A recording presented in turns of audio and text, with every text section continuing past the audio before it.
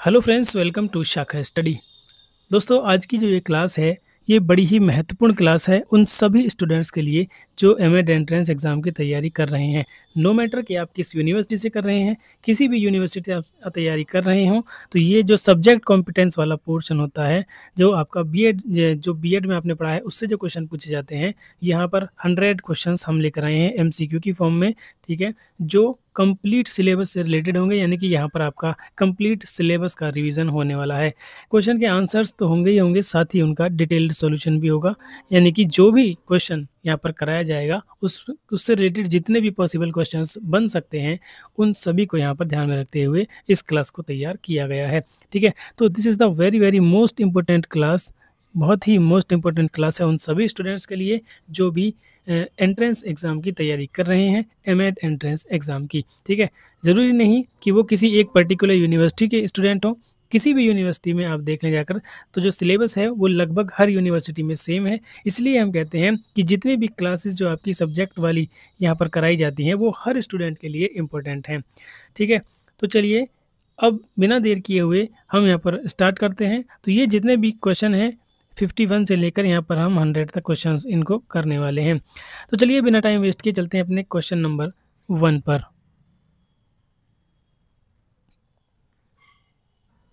तो दोस्तों, मैं आपको बता दूं, वैसे तो ये जो क्वेश्चन पेपर है ये एक यूनिवर्सिटी का पेपर है, लेकिन मैंने जैसा कि बताया कि जो एक यूनिवर्सिटी में क्वेश्चन पूछा गया है, वही क्वेश्चन दूसरी यूनिवर्सिटी में भी पूछा जा सकता है और पूछा जाता है। ऐसा कई बार देखा गया है कि क्वेश्चंस रिपीट होते हैं।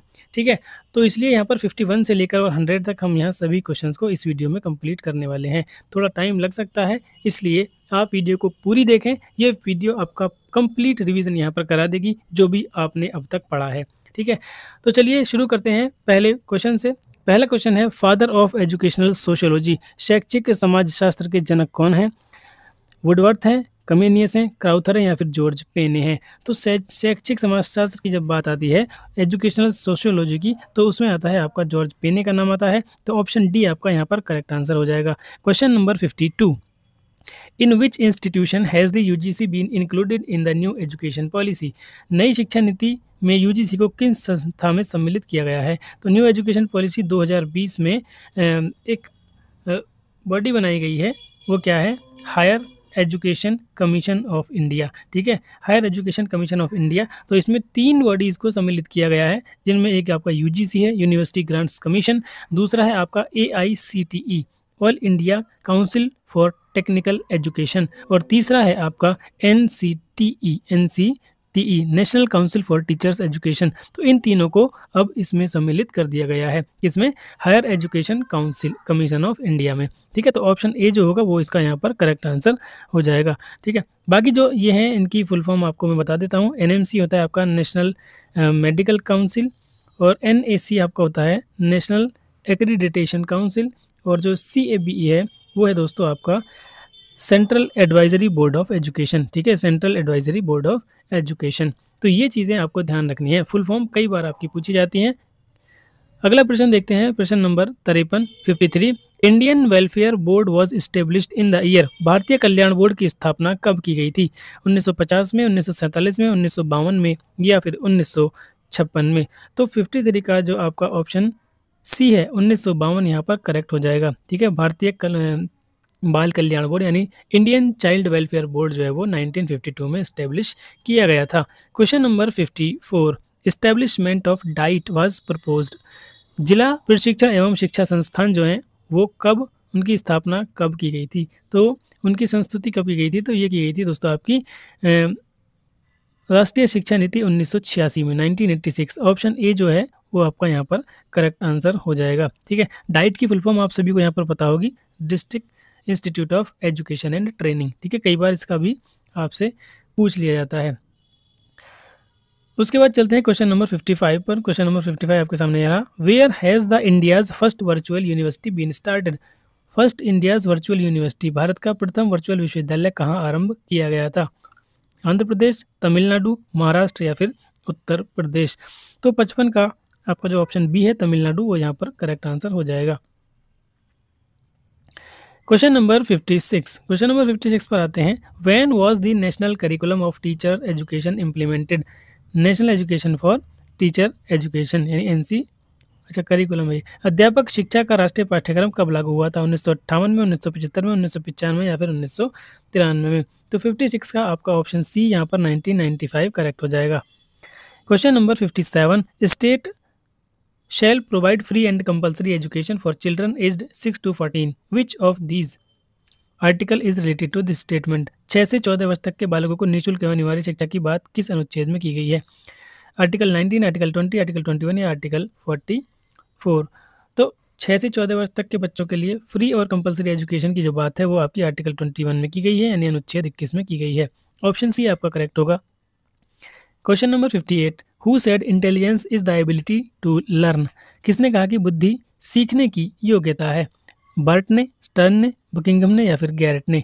तो ये स्टेटमेंट दिया था आपका बकिंघम ने। ऑप्शन सी यहाँ पर करेक्ट आंसर हो जाएगा। क्वेश्चन नंबर 59, क्वेश्चन नंबर 59 है आपके सामने, which of the following is not included in Bloom's taxonomy of objectives? Bloom के शैक्षिक उद्देश्यों के वर्गीकरण में क्या सम्मिलित नहीं है? नहीं पूछा है। ज्ञानात्मक, भावात्मक, क्रियात्मक, ये तो आप जानते हैं कि कॉग्निटिव होता है, अफेक्टिव डोमेन होता है और साइकोमोटर डोमेन होता है, लेकिन रिफ्लेक्टिव आपका नहीं होता है। तो यहाँ पर नहीं पूछा है, तो यही आपका करेक्ट आंसर हो जाएगा, option A. Question number 60, wastage and stagnation is related to which of the following committee? अपव्यय और अवरोधन किस समिति से संबंधित है? तो देखिए, अगर आपने हमारे पिछले वीडियोस देखे होंगे तो डेफिनेटली आप इसका आंसर सेकंड्स में लगा सकते हैं। तो ये जो रिलेटेड है आपका हार्टॉग कमेटी से है। तो हार्टॉग कमेटी में ही वेस्टेज और स्टैग्नेशन का जो टर्म है वो दिया गया था। हार्टॉग कमेटी अगर बात करें तो ये आपकी कब आई थी? तो हार्टॉग कमेटी आई थी आपकी 1929 में। इनके आपको जो ये ईयर्स हैं ये जरूर याद रखने की कौन सी कमेटी कब आई थी।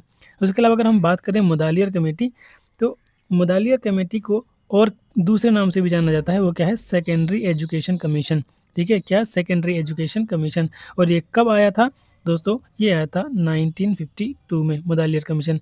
हंटर समिति की बात अगर करें तो हंटर समिति 2 बार आई है भारत में। एक बार आई थी 1882 में, जो कि एजुकेशन से रिलेटेड थी। ठीक है, यानी एलिमेंट्री एजुकेशन से रिलेटेड, ये लॉर्ड रिपन के समय में आई थी। और दोबारा जो आई थी, बनाई गई थी, वो 1919 में, 1919 में जलियांवाला बाग हत्याकांड की जांच करने के लिए हंटर कमेटी यहाँ पर बनाई गई थी। ठीक है, तीसरा है डेलर्स कमेटी। तो डेलर्स कमेटी जो है ये इंटरनेशनल कमेटी है एजुकेशन से रिलेटेड, तो ये चीज़ के बारे में आपको ध्यान रखनी है। तो यहाँ जो आंसर होगा 60 का आंसर आपका ऑप्शन डी होगा, हार्टॉग कमेटी से संबंधित है अपव्यय और अवरोधन। अगला प्रश्न 61, learning corner is related to? Learning corner किस से रिलेटेड है? तो लर्निंग कॉर्नर रिलेटेड है कॉर्नर ऑफ लर्निंग से। ऑप्शन बी आपका यहाँ पर करेक्ट आंसर हो जाएगा। Question number 62, which of the following is most important for physical development? बालक के शारीरिक विकास के लिए सबसे महत्वपूर्ण क्या है? पढ़ना, लिखना, खेलकूद या इनमें से कोई नहीं? तो प्ले जो है, प्ले करके जो बच्चा उसका शारीरिक विकास होगा, उससे बढ़िया कोई भी तरीका नहीं हो सकता है कि उसका जो फिजिकल डेवलपमेंट है वो हो सके। तो ऑप्शन सी आपका यहाँ पर करेक्ट आंसर होगा। Next question, question number 63, the national literacy mission implemented on 5th May 1988, who was the prime minister at that time? राष्ट्रीय साक्षरता मिशन, जिसे हम NLM के नाम से भी जानते हैं, 5 मई 1988 को लागू हुआ। उस समय भारत के प्रधानमंत्री कौन थे? तो इसको लागू किसने किया था दोस्तों? इसको लागू किया था भारत के पूर्व प्रधानमंत्री श्री राजीव गांधी जी ने। ठीक है, तो ऑप्शन बी जो होगा वो आपका करेक्ट आंसर होगा। 1988 में लागू हुआ, डेट यहाँ पर दे दी है। और ये क्या था, किसके लिए था? तो ये दोस्तों 15 से लेकर और 35 वर्ष तक की आयु के जो लोग हैं उनको पढ़ाने के लिए, उनको साक्षर बनाने के लिए, उनको लिटरेट करने के लिए ये मिशन शुरू किया गया था। और इसका जो एम था, इसका जो गोल था वो ये था कि 70% लोगों को साक्षर बना दिया जाएगा 2007 तक। ठीक है, 2007 तक 75% लोगों को इस मिशन के तहत लिटरेट कर दिया जाएगा। ठीक है, चलते हैं अगले प्रश्न पर। 64, विच of the following commission is not established after 15 अगस्त 1947? यानी कि आज़ादी के बाद इनमें से कौन सा आयोग नहीं बना था? ठीक है, अब देखिए, अगर इनको आपके ईयर्स याद होंगे कौन सा कब आया, तभी आप इस क्वेश्चन को कर सकते हैं, वरना आप इस क्वेश्चन को नहीं कर सकेंगे। ठीक है, तो सर्जेंट कमीशन कब आया था आपका? सर्जेंट कमीशन आपका 1946 में आया था। तो देखिए, एकमात्र यही ऐसा है जो 1947 से पहला है। उसके अलावा अगर हम बात करें सर्जेंट कमीशन की, तो ये किसके लिए था? तो ये आपका 6 से लेकर 11 वर्ष तक के बच्चों को फ्री और कंपलसरी एजुकेशन की बात करता था ये भी। राधा कृष्णन कमेटी, राधा कृष्णन आयोग जो था वो आप सभी जानते हैं इसे यूनिवर्सिटी एजुकेशन कमीशन कहते हैं, और ये यूनिवर्सिटी की शिक्षा पर फोकस करता था कि यूनिवर्सिटी की शिक्षा का क्या स्टेटस है, उसको किस तरह से सही किया जा सकता है। ये कब आया था आपका राधा कृष्णन आयोग? राधा कृष्णन आयोग जो आया था आपका वो 1952 में आया था, ठीक है। तो ये भी आपका 1947 के बाद आया। उसके बाद अगर बात करें मुदालियर आयोग की, तो मुदालियर सॉरी यूनिवर्सिटी कमीशन आपका 1948 में आया था, 1948 में, ठीक है, 1948 में। राधा कृष्ण आयोग आया था 1948 में, मुदालियर आयोग आया था 1952 में, ठीक है। और कोठारी आयोग की अगर बात करें तो ये आया था 1964 में, 1964 में, ठीक है। तो इस तरह से अगर आपको इनका ईयर याद है कि कौन सा कब आया था, तो आप डेफिनेटली इस क्वेश्चन को कर सकते थे। तो ऑप्शन ए जो है वो आपका यहाँ पर करेक्ट आंसर हो जाएगा, ठीक है। चलिए चलते हैं नेक्स्ट क्वेश्चन की ओर। 65 the fundamental objective of education is, education का फंडामेंटल ऑब्जेक्टिव यानी आधारभूत उद्देश्य क्या होता है? तो ये होता है डेवलपमेंट ऑफ पर्सनैलिटी, यानी व्यक्तित्व का विकास। यहाँ पर व्यक्ति लिखा हुआ है, व्यक्तित्व नहीं, ये है व्यक्तित्व, व्यक्तित्व का विकास करना, ठीक है। तो ऑप्शन बी जो होगा वो आपका यहाँ पर करेक्ट आंसर हो जाएगा। Question number 66, what are fear, anger, jealous and curiosity? भय, क्रोध, ईर्ष्या, उत्सुकता, ये क्या है? तो आप सभी ने पढ़ा होगा मैकडूगल के जो 14 संवेग उन्होंने दिए थे, 14 इमोशंस दिए थे, ठीक है। तो ये आप सभी ने पढ़े होंगे। इंस्टिंक्ट और इमोशन यानी जो प्रवृत्ति दी थी और उनके उनमें क्या क्या संवेग होते हैं वो सभी आपने यहाँ पर पढ़ रखे हैं। अगर आपको देखना है तो मैं एक बार दूसरी स्क्रीन पर ले जाकर इन 14 के 14 संवेगों को, आपको 14 इमोशंस को एक बार दिखा देता हूँ, ठीक है। तो ये क्या है, इसका आंसर अभी इमोशन हो जाएगा, संयोग हो जाएगा। तो एक बार देख लेते हैं कि वो 14 के 14 संवेग कौन से हैं।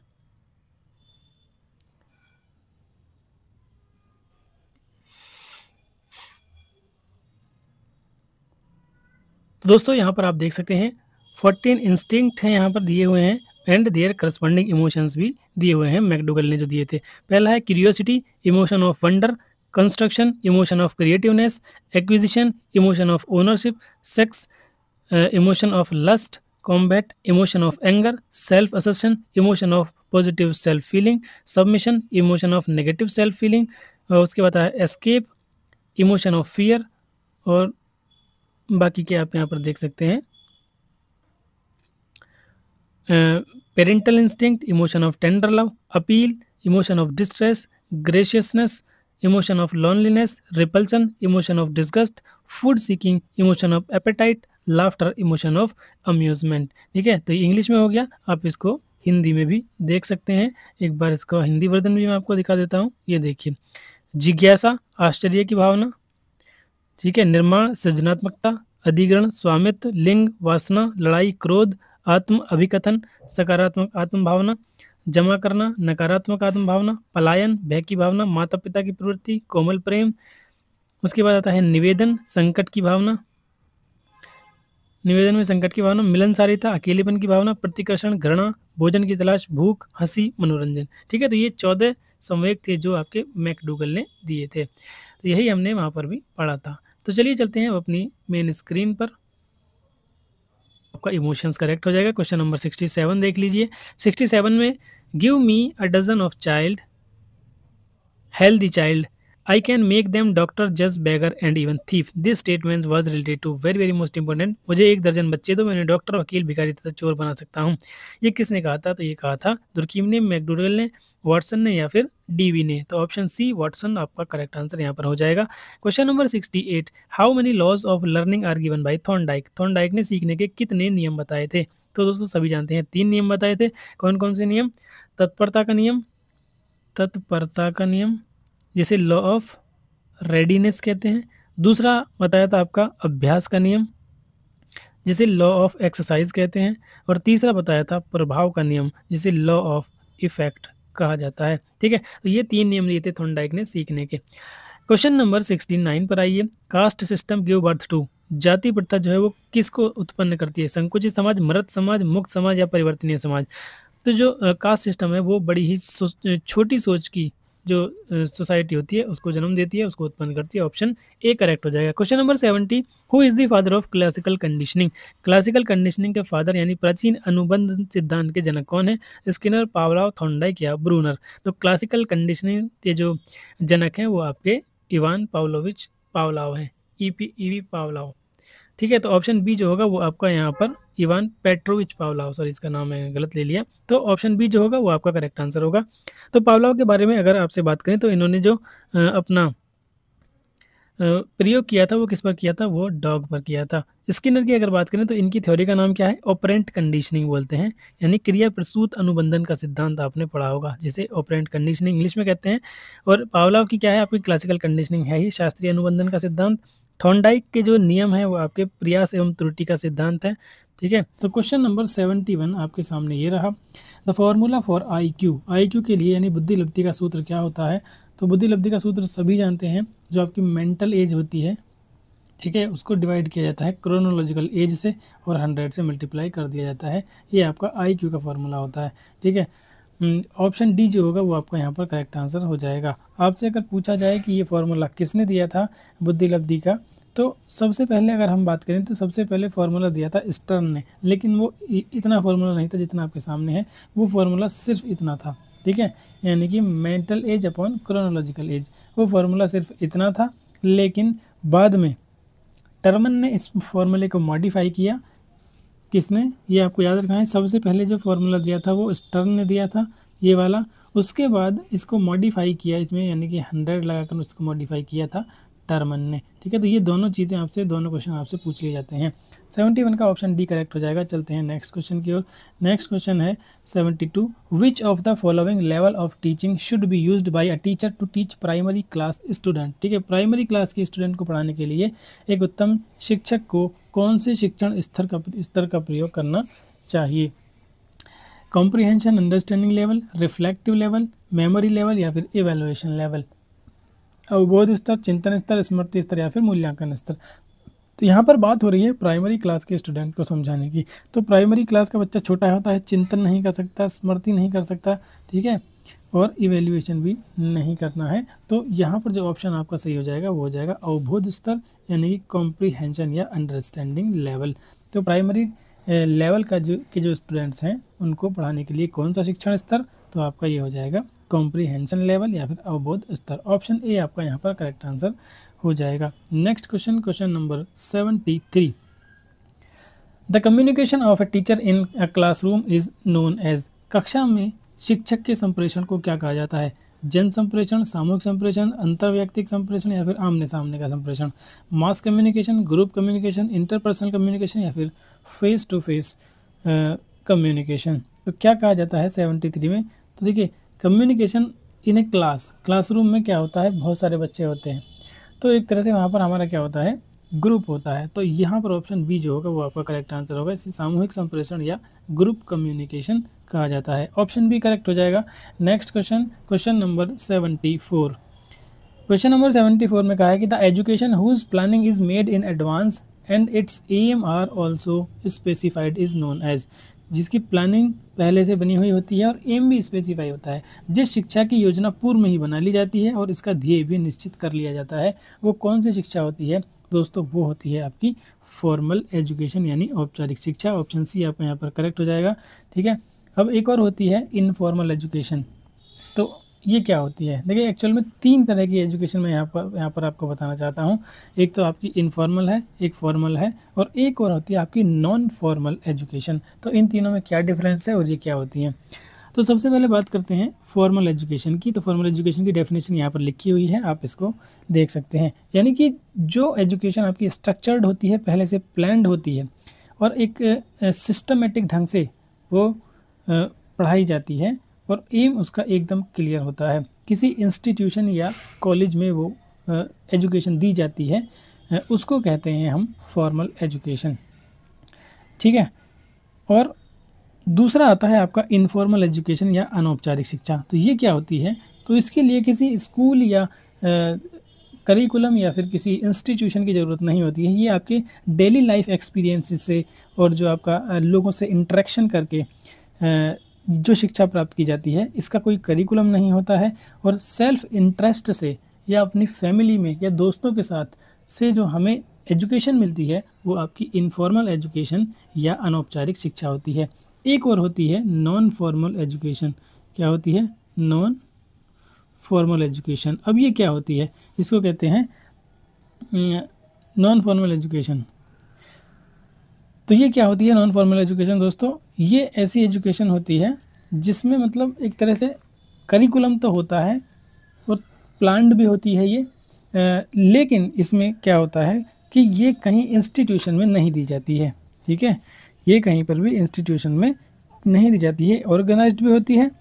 एजुकेशनल एक्टिविटी ट्रेडिशनल या किसी फॉर्मल स्कूल में ये नहीं दी जाती है। जैसे जो प्रौढ़ शिक्षा स्टार्ट की गई थी वो मतलब 15 से 35 वर्ष के लोगों के लिए जो प्रौढ़ शिक्षा शुरू की गई थी वो किसी स्कूल में नहीं थी, वो किसी स्ट्रक्चर्ड इंस्टीट्यूशन में नहीं थी, बल्कि और उसका जो करिकुलम था वो स्ट्रक्चर्ड था। मतलब लोगों को इतनी चीज़ें पढ़ानी है ये क्लियर था, लेकिन कहाँ पढ़ानी है? उनको किसी स्कूल में बच्चों की तरह क्लासरूम में बिठाकर नहीं पढ़ानी है। तो वो क्या थी आपकी? वो नॉन फॉर्मल एजुकेशन थी। आई होप कि ये आपको क्लियर हो गया होगा। तो 74 का यहाँ पर जो आंसर होगा ये तो आपका हो जाएगा औपचारिक शिक्षा। ऑप्शन सी जो होगा वो यहाँ पर करेक्ट आंसर हो जाएगा। Next question, question number 75। Question number 75 है, who gave the concept of negative education? नकारात्मक शिक्षा की अवधारणा किसने दी थी? प्लेटो ने, अरिस्टोटल ने, रूसो ने या फिर कार्ल मैक्स ने? तो नेगेटिव एजुकेशन के बारे में हमने कई बार पढ़ा है। तो नेगेटिव एजुकेशन एक्चुअल में दी थी आपकी रूसो ने। ठीक है, जे रूसो इनका नाम है।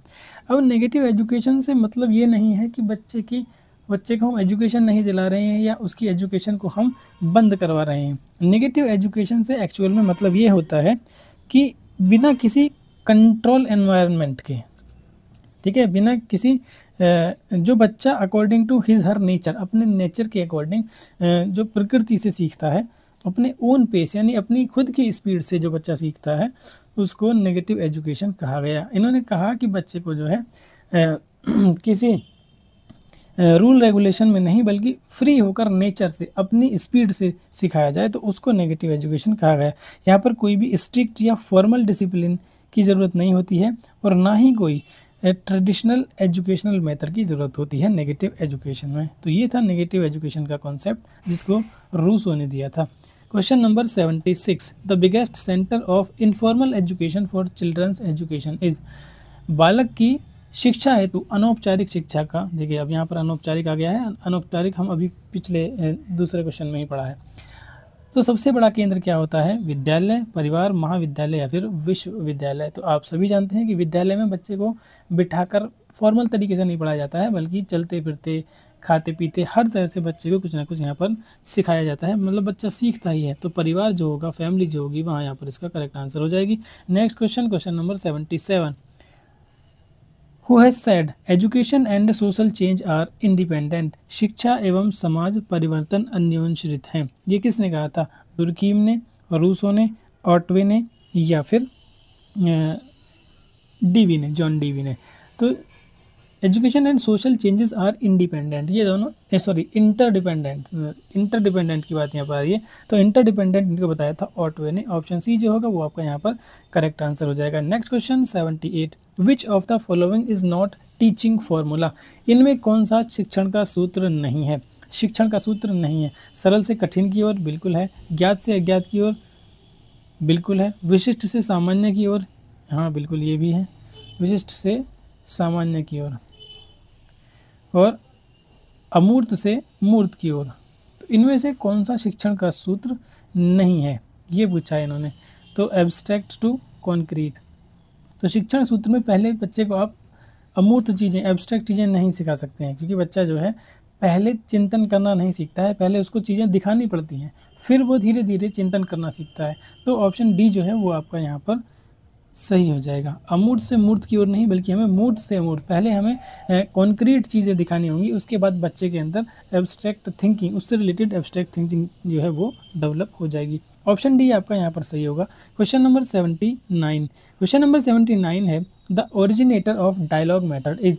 संवाद विधि के प्रवर्तक कौन है?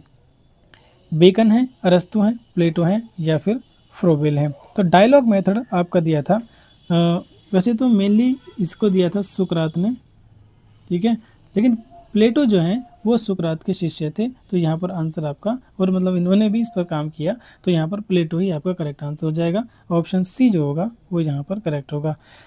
क्वेश्चन नंबर 80 है, how many steps are there in R S Gagne's learning theory. R S Gagne के अधिगम सोपान में कितने सोपान की में कितने सोपान हैं? 8 है, 6 है। गेने, यहाँ पर गेने की लर्निंग थ्योरी की बात हो रही है, तो 8, 6, 5 या फिर 7। तो सभी जानते हैं गेने का जो अधिगम सोपान की है लर्निंग थ्योरी है, उसमें कुल आपके 8 स्टेप हैं। कितने हैं? 8 स्टेप हैं। कौन कौन से हैं आप सभी जानते हैं। तो 4 जो इनकी लर्निंग थ्योरी मतलब 4 स्टेप जो हैं वो आपके बिहेवियर से, व्यवहार से रिलेटेड हैं, और जो 4 स्टेप हैं वो आपके कॉग्निशन यानी कि संज्ञानात्मक से रिलेटेड है, अपने संज्ञान से रिलेटेड हैं। तो यहाँ पर हम आपको बता देते हैं, लर्निंग में सबसे पहले इन्होंने बताया सिग्नल लर्निंग, ठीक है। सिग्नल के बाद इन्होंने यहाँ पर बताया था stimulus response learning, stimulus response. मैं सिर्फ आपको यहाँ पर थोड़ा सा आइडिया दे देता हूँ ये क्या क्या है। उसके बाद आता है आपका चेनिंग यानी कि श्रृंखला लर्निंग, ठीक है, श्रृंखला अधिगम। उसके बाद आता है आपका वर्बल एसोसिएशन, यानी बच्चा उसके बाद क्या है, शाब्दिक साहचर्य करना सीख जाता है, तो इसको क्या बोलते हैं? Verbal association, verbal association. ये 4 जो होते हैं ये आपके बिहेवियर के अंतर्गत आते हैं। उसके बाद इसके बाकी 4 जो हैं वो क्या है, वो आपके कॉग्निशन से रिलेटेड होते हैं, वो आपके संज्ञान से संबंधित होते हैं। जैसे तो मतलब ये 4 हो गए हमारे, 1, 2, 3, 4। अब 5वें की बात करते हैं, तो 5वां आ जाता है आपका डिस्क्रिमिनेशन यानी विभेदकारी। उसके बाद वो डिस्क्रिमिनेशन करना सीख जाता है, चीज़ों में विभेद करना सीख जाता है, ठीक है। नंबर 6 है आपका लर्निंग थ्योरी का जो 6th स्टेप है गेने की थ्योरी का, वो है आपका कॉन्सेप्ट, यानी कि वो संप्रत्यय अधिगम करना सीख जाता है, संप्रत्यय, कॉन्सेप्ट। 7th आता है आपका रूल या फिर प्रिंसिपल, रूल या प्रिंसिपल। उसके बाद सिद्धांत, और 8वां जो है वो होता है आपका प्रॉब्लम सॉल्विंग। क्यों, क्या होता है आपका? Problem solving. तो ये आपके गेने की लर्निंग थ्योरी के जो 8 स्टेप थे वो हमने आपको बता दिए हैं। अब इसमें कभी कभी ये क्वेश्चन भी पूछ लेता है कि गेने की जो लर्निंग थ्योरी है उसमें हाईएस्ट लेवल ऑफ लर्निंग कहाँ पर होती है, कौन से स्टेप में होती है? तो हाईएस्ट लेवल ऑफ लर्निंग आपकी 8th स्टेप जो है प्रॉब्लम सॉल्विंग, उसमें होती है, ठीक है। और मिनिमम लर्निंग जो होती है वो आपकी सिग्नल लर्निंग में होती है, नंबर स्टेप 1 में होती है। तो आई होप कि ये पूरा आपको रिवाइज हो गया होगा गेने की लर्निंग थ्योरी। उसके बाद हम बात करते हैं, तो यहाँ पर आपका आंसर क्या हो जाएगा? ऑप्शन ए 8 जो है वो यहाँ पर करेक्ट आंसर होगा। क्वेश्चन नंबर 81 पर आइए, who gave the psycho social theory. मनोसामाजिक सिद्धांत का प्रतिपादन किसने दिया है, किसने दिया? तो मनोसामाजिक सिद्धांत यानी कि साइको सोशल थ्योरी, फ्राइड ने, कोलबर्ग ने, एरिक्सन ने या फिर चॉम्स्की ने। तो ये दिया था आपका एरिक्सन ने, ठीक है, एरिक्सन ने। तो इनकी जो थ्योरी है, सिद्धांत है, उसको लाइफ स्पैन थ्योरी भी कहा जाता है। क्या कहा जाता है? Life span theory. यानी कि इन्होंने एक व्यक्ति के पूरे जीवन को 8 स्टेप में डिवाइड किया था, ठीक है। इसको क्या लाइफ स्पैन थ्योरी भी कहा जाता है। और इसके भी 8 स्टेप आपको याद होने चाहिए, वो कौन से स्टेप हैं कौन से नहीं हैं, एक बार मैं उनको भी यहाँ आपको बता देता हूँ, ठीक है। तो लाइफ स्पैन थ्योरी इसको कहते हैं। अब देखिए वो कौन कौन से हैं, मैं उसको भी यहाँ थोड़ा सा हाईलाइट आपके लिए कर देता हूँ। तो इन्होंने भी जो एक पर्सन की लाइफ है उसको 8 स्टेप में यहाँ पर पूरा डिवाइड किया था। सबसे पहले आता है उसका क्या, इन्फेंसी एज जो होती है उसमें बच्चा ट्रस्ट वर्सेस मिसट्रस्ट, ठीक है। दूसरा मैं सिर्फ आपको यहाँ पर ये जो स्टेप्स हैं वही बता रहा हूँ, मतलब जो एजेस हैं वही बता रहा हूँ। पहले इन्फेंसी में होती है ट्रस्ट मिसट्रस्ट, और थोड़ा सा बच्चा जब बड़ा होता है टोडलर होता है। अगर मैं इसके टाइम पीरियड की बात करूं तो ये 0 से लेकर 1.5 साल तक का जो पीरियड होता है, 18 महीने तक का, उसमें होता है। दूसरा autonomy versus trust, sorry autonomy versus shame. इसमें जो बच्चा 18 महीने से लेकर 3 वर्ष का होता है, ठीक है, ये टोडलर एज में होता है। तीसरा मैं आपको बता रहा हूँ इनिशिएटिव वर्सेस गिल्ट, ये प्री स्कूल, स्कूल से पहले की जो अवस्था है, इनिशिएटिव वर्सेस गिल्ट। चौथी होती है आपकी इंडस्ट्री वर्सेस इन्फीरियरिटी, ठीक है, इंडस्ट्री वर्सेस इन्फीरियरिटी। तो इसका जो टाइम पीरियड अगर मैं आपको बताऊं तो ये होता है 6 से लेकर 12 साल तक का, ठीक है। 4 हो गए, अब 4 और बचे हैं। आइडेंटिटी वर्सेस रोल, तो आइडेंटिटी वर्सेस रोल। आप एक बार अपने जहाँ भी नोट्स बना रखे हो इसको एक बार देख लेंगे तो ये आपको पूरा रिवाइज हो जाएगा। उसके बाद आता है आपका intimacy versus isolation, intimacy versus isolation. उसके बाद आ जाता है आपका जेनरिटी वर्सेस स्टैग्नेशन, जेनरिटी वर्सेस स्टैग्नेशन। और लास्ट आ जाता है आपका ईगो इंटीग्रिटी वर्सेस टेस्पेयर, जो आपकी लास्ट स्टेज होती है। तो पहले का टाइम पीरियड मैंने आपको बताया 0 से 1.5 साल, दूसरे का 1.5 से 3 साल, तीसरे का टाइम पीरियड मैंने आपको बताया 3 से 6 साल, चौथे का 6 से 12, पाँचवें का 12 से 19, 12 से 19 और चौथे का 20 से 25 साल की जो एज होती है, पाँचवें का आपका 25 से लेकर और 64 का, जिसमें आदमी क्या है वयस्क हो जाता है। और उसके बाद 65 प्लस में आपकी जो लास्ट स्टेज है वो यहाँ पर आ जाती है। तो एरिक एरिक्सन के मनोसामाजिक सिद्धांत या साइको सोशल थ्योरी को में इन्होंने व्यक्ति के पूरे जीवन को, पूरी लाइफ को 8 भागों में बांटा था, जो कि मैंने आपको यहाँ पर बता दिए हैं। Question number 82, the proponent of theory of gestaltism. ठीक है, गेस्टाल्टवादी कौन कौन है ये शुरू से ही पढ़ते आ रहे हैं हम। तो गेस्टाल्टवादी आपके कोहलर, कोफका और वर्दीमर, ये तीनों ही हैं। ऑप्शन डी आपका ऑल ऑफ दी अबव सही हो जाएगा। क्वेश्चन नंबर 83 पर आइए। क्वेश्चन नंबर 83 है, truth is that which can be seen directly. सत्य वह है जो प्रत्यक्ष रूप से देखा जा सकता है। तो ये कौन सी थ्योरी कहती है, ये मतलब कौन सा स्कूल ऑफ साइकोलॉजी कहता है, आइडियलिज्म, रियलिज्म, नेचुरलिज्म या फिर प्रैग्मेटिज्म। तो सत्य वह है जो प्रत्यक्ष देखा जा सकता है, जो डायरेक्टली हम जिसे देख सकते हैं। तो इस पर कौन बिलीव करते हैं, तो ये होते हैं हमारे यथार्थवादी यानी रियलिज्म। तो ऑप्शन बी जो होगा वो आपका यहाँ पर करेक्ट आंसर हो जाएगा। ठीक है, क्वेश्चन नंबर 84।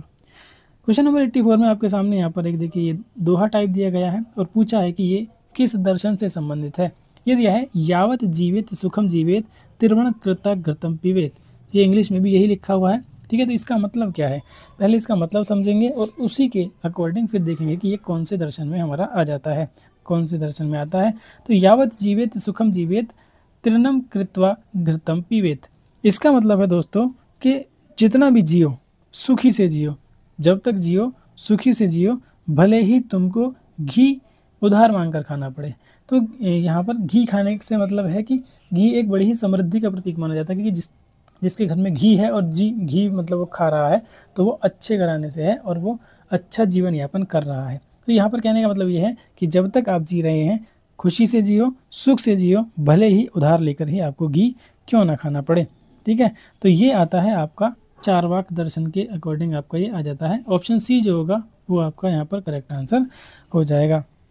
ठीक है, तो चारवाक दर्शन जो है वो कहता क्या है, उसका जो उसके अकॉर्डिंग सत्य क्या है। तो चारवाक दर्शन जिसको हम क्या लोकायत भी कहते हैं, क्या कहते हैं, लोकायत, जिसको लोकायत भी कहते हैं।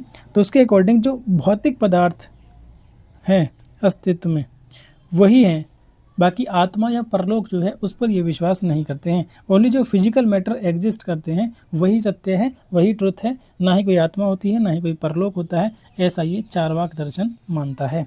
ठीक है, अब कुछ दर्शन हैं और उनके यहाँ पर प्रवर्तक हैं, तो उनको भी एक बार देख लेते हैं जब दर्शन की बात यहाँ पर हो गई है। ठीक है, तो दर्शन में जो मुख्य दर्शन है उनकी हम यहाँ पर बात करेंगे। तो यहाँ पर देखिए सांख्य दर्शन है, तो इनके प्रवर्तक कई बार पूछ लेता है और जो मैचिंग में दे देता है मिलाने के लिए। जैसे यहाँ पर सांख्य दर्शन लिखा, इनके प्रवर्तक लिख दिया अलग अलग, तो ये आपको मैच करना होता है। तो ये क्वेश्चन कई बार अलग अलग यूनिवर्सिटी के एग्जाम्स में इस तरह से पूछा गया है। तो यहाँ पर इसकी हम यहाँ अब बात कर लेते हैं। तो सांख्य दर्शन जो है इसके प्रवर्तक कौन है, इसके प्रवर्तक हैं ऋषि कपिल, कपिल मुनि जो हैं वो इनके प्रवर्तक हैं। योग दर्शन के पतंजलि हैं, सभी जानते होंगे। ठीक है, चारवाक दर्शन, तो चारवाक के जो वो है प्रवर्तक वो चारवाक ही माने जाते हैं। ठीक है, चारवाक। न्याय दर्शन जो है, न्याय दर्शन के गौतम। उसके अलावा जो और दर्शन है उनको भी यहाँ पर देख लेते हैं। योग हमने पढ़ लिया है। उसके बाद आता है वैशेषिक, वैशेषिक दर्शन जो है, वैशेषिक, इसके प्रवर्तक कौन है, वैशेषिक के हैं कणाद या उलूक, कुछ भी आ सकता है, कणाद या उलूक। वैशेषिक के बाद आता है मीमांसा, मीमांसा में भी पूर्व मीमांसा, पूर्व मीमांसा की अगर हम बात करें, पूर्व मीमांसा, तो इसके हैं जैमिनी, कौन है, जैमिनी। उसके अलावा अगर हम बात करें उत्तर मीमांसा या वेदांत, उत्तर मीमांसा, या इसको और क्या बोलते हैं, वेदांत। वेदांत, तो इसके प्रवर्तक कौन है? इसके जो प्रवर्तक हैं वो है बादरायण, बादरायण। ठीक है, उसके अलावा भी कई दर्शन हैं, लेकिन इतना इनफ है, इतने से ही आपका जो क्वेश्चन है वो अक्सर पूछ लिए जाते हैं। कभी कभी विशिष्ट अद्वैत भी पूछ लेता है कि विशिष्ट अद्वैत जो है ये, मतलब ये ऑप्शन में दे देता है मैचिंग में, विशिष्ट अद्वैत, तो इसके आपके कौन है? रामानुजाचार्य, रामानुजाचार्य। और उसके अलावा एक और मैं यहाँ पर आपको बता दूँ, अद्वैत वेदांत, क्या ये तो विशिष्ट अद्वैत था, विशिष्ट अद्वैत। और एक आ जाता है आपका क्या? अद्वैत, सॉरी, अद्वैत वेदांत, अद्वैत वेदांत। यहाँ पर मैं आपको बताता हूँ क्या, अद्वैत वेदांत। तो इसके जो प्रवर्तक हैं वो यहाँ पर कौन है? वो आदि शंकराचार्य हैं, आदि शंकराचार्य। ठीक है, तो इन सभी को आप यहाँ पर लिख लेंगे। उसके अलावा अब हम आगे बात करते हैं क्वेश्चन नंबर 85 पर। मैं यहाँ पर थोड़ा सा इसको रफ कर देता हूँ, आप चाहें तो स्क्रीनशॉट ले सकते हैं, क्योंकि नेक्स्ट क्वेश्चन अभी हमें करना है। तो नेक्स्ट क्वेश्चन है आपके सामने, एकात्म शिक्षा के संप्रत्यय पर किसने बल दिया? ठीक है, एकात्म शिक्षा, इंटीग्रल एजुकेशन किसने दी थी, ये हमें बताना है। रविंद्रनाथ टैगोर, श्री अरविंदो, रूसो या फिर विवेकानंद। तो एकात्म शिक्षा यानी इंटीग्रल एजुकेशन पर जोर दिया था श्री अरविंद ने। ठीक है, तो 85 का ऑप्शन बी जो है वो आपका यहाँ पर करेक्ट आंसर हो जाएगा। Next question, question number 86, the area of controlling and appointments comes under, नियुक्ति एवं नियंत्रण किसके अंतर्गत आती है? प्रबंधन, प्रशासन, संगठन या नियोजन, मैनेजमेंट, एडमिनिस्ट्रेशन, ऑर्गेनाइजेशन या फिर प्लानिंग। तो कंट्रोलिंग एंड अपॉइंटमेंट्स ये आते हैं आपके मैनेजमेंट के अंदर। ठीक है, तो ऑप्शन ए जो होगा वो आपका यहाँ पर करेक्ट आंसर हो जाएगा। Next question, question number 87, question number 87 है, the concept of POSDCORB in educational administration was given by, शैक्षिक प्रशासन में ये अवधारणा किसने दी थी? लुम्सडेन ने, लूथर गुलिक ने, रॉबर्ट ग्लेसर ने या फिर बोल्स ने। ठीक है, तो ये इंपॉर्टेंट क्वेश्चन है, ये भी आपका बार बार अलग अलग यूनिवर्सिटी के एग्जाम्स में देखा जाता है, तो इसको भी आप यहाँ पर ज़रूर देख कर जाएंगे। ठीक है, तो ये है क्या आखिर POSDCORB, ये है क्या? तो सबसे पहले तो आपको यही पता होना चाहिए। तो ये आपके फंक्शन ऑफ मैनेजमेंट है। ठीक है, तो फंक्शन ऑफ मनी मैनेजमेंट के कार्य, मैनेजमेंट किस तरह से हमें करना चाहिए, इसको इन्होंने बताया है। तो इन सब की यहाँ पर फुल फॉर्म्स हैं, ये क्या क्या है एक बार इनको पहले देखते हैं। जैसे यहाँ पर आपका है P, सबसे पहले क्या आया है आपका P आया है। तो P का मतलब क्या है? सबसे पहले मैनेज करने के लिए हमें सबसे पहले क्या करना होता है? प्लानिंग करनी होती है, प्लानिंग यानी कि योजना बनानी होती है P से। उसके बाद आया O का मतलब ऑर्गेनाइजेशन, उसको फिर हमें ऑर्गेनाइज करना है यानी आयोजन करना है। ठीक है, उसके बाद आता है S का मतलब होता है स्टाफिंग, उसके बाद हमें स्टाफ की ज़रूरत होती है। उसके बाद आता है D मतलब डायरेक्शन, उसके बाद डायरेक्शन देना है कि स्टाफ को अब क्या काम करना है, कैसे करना है, यानी कि निर्देश हिंदी में आप लिख सकते हैं। D के बाद आता है CO को आपको एक साथ लेना है, इसका मतलब हो जाएगा आपका क्या? कोऑर्डिनेशन, कोऑर्डिनेट करना। ठीक है, कोऑर्डिनेशन। उसके बाद आता है आपका R, तो R से आएगा आपका रिपोर्टिंग, क्योंकि रिपोर्टिंग भी बहुत ज़रूरी है कि कौन क्या काम, कैसे कितना काम हो रहा है। और उसके बाद लास्ट में आता है आपका बजटिंग। ठीक है, बजटिंग। तो ये इसका यहाँ पर हमने आपको फुल फॉर्म बता दिया है। ये किसके द्वारा डेवलप किया गया था? तो ये डेवलप किया गया था लूथर गुलिक के द्वारा। ठीक है, ऑप्शन इसमें यहाँ पर देखिए ऑप्शन बी है, लूथर गुलिक, तो यही आपका यहाँ पर करेक्ट ऑप्शन हो जाएगा, option B. Next question, question number 88, which of the following is not the cause of social change, निम्न में से कौन सामाजिक परिवर्तन का कारण नहीं है? Spiritual factor, psychological factor, cultural factor या फिर बायोलॉजिकल फैक्टर, आध्यात्मिक कारक, मनोवैज्ञानिक कारक, सांस्कृतिक कारक या फिर जैविक कारक। इसने पूछा है सामाजिक परिवर्तन का कारण नहीं है। आप नहीं, इस वर्ड को जरूर ध्यान दें, जिसमें क्वेश्चन में आपका नॉट पूछे तो उसको आप अंडरलाइन कर लिया करें, नहीं तो कई बार कन्फ्यूजन में क्या होता है कि हम अब आंसर जो है वो गलत टिक यहाँ पर कर देते हैं। ठीक है, तो यहाँ पर क्या होगा, कौन सा कारण नहीं है? तो स्पिरिचुअल फैक्टर जो है वो आपका सामाजिक परिवर्तन का कारण नहीं है, ऑप्शन ए जो होगा वो करेक्ट आंसर यहाँ पर हो जाएगा। Next question, question number 89, Dale's cone of experience is mainly concerned with, Dale का अनुभव शंकु मुख्यतः किससे संबंधित है? Use of reinforcement, use of hardware, use of modern technology या फिर यूज ऑफ लिटरेचर, पुनर्बल के प्रयोग से, हार्डवेयर के प्रयोग से, आधुनिक तकनीकी के प्रयोग से या फिर साहित्य के प्रयोग से। तो 89 का जो होगा आपने सबने पढ़ा होगा, एडगर डेल का जो अनुभव शंकु है वो यूज़ ऑफ रेनफोर्समेंट यानी पुनर्बल के प्रयोग पर आधारित है। ये कब दिया गया था? ये 1969 में, ठीक है, एडगर डेल के द्वारा दिया गया था। शंकु आपने पूरा का पूरा पढ़ा ही होगा, ठीक है, नीचे से लेकर ऊपर तक। सबसे पहले ऊपर क्या है आपका? रीड होता है, पढ़ने से आपको कितना याद रहता है। उसके बाद आता है सुनने से कितना याद रहता है, वीडियो या इमेज देखने से कितना याद रहता है। उसके बाद कोई आप अगर एग्जीबिशन या कोई चीज़ अटेंड करते हैं जाकर तो उससे कितना याद रहता है। उसके बाद कोई डेमोन्स्ट्रेशन, कोई जो मतलब कोई नाटक वगैरह किया जाता है उसको अगर आप देखते हैं तो वो कितना याद रहता है। उसके अलावा किसी हम हैंड्स ऑन वर्कशॉप में खुद पार्टिसिपेट करते हैं तो उसमें और ज़्यादा याद रहता है। उसके बाद अगर हम कोई कोलैबोरेटिव लेसन को डिज़ाइन करते हैं यानी हम खुद डिज़ाइन करते हैं तो उसमें और ज़्यादा याद रहता है। और अगर हम लास्ट में बात करें कि जो हम खुद किसी चीज़ को तैयार करके प्रेजेंट करते हैं, यानी इसको हम कह सकते हैं कि रियल थिंग अगर हम करते हैं तो उसमें आपका सबसे ज़्यादा चीज़ें याद रहती हैं। यानी कि सुनने और पढ़ने से नहीं, पढ़ने से सिर्फ हमें 10% चीज़ें याद रहती हैं, सुनने से हमें 20% चीज़ें याद रहती हैं, और कोई हम मूवी या इमेज अगर देखते हैं तो उससे हमें 30% ही चीज़ें सिर्फ याद रहती हैं। उसके अलावा अगर हम कोई एग्जीबिशन अटेंड करते हैं या फिर कोई डेमोन्स्ट्रेशन यानी कि जो लाइव हमारे सामने किसी ने नाटक वगैरह किया है तो उससे हमें 50% चीज़ें तक याद रह जाती हैं। उसके बाद अगर हम बात करें कि कोई हम खुद वर्कशॉप में पार्टिसिपेट करें या फिर कोई कोलैबोरेटिव लेसन को हम अगर प्रिपेयर करें किसी के साथ मिलकर तो उसमें हमें 70% तक चीज़ें याद रहती हैं।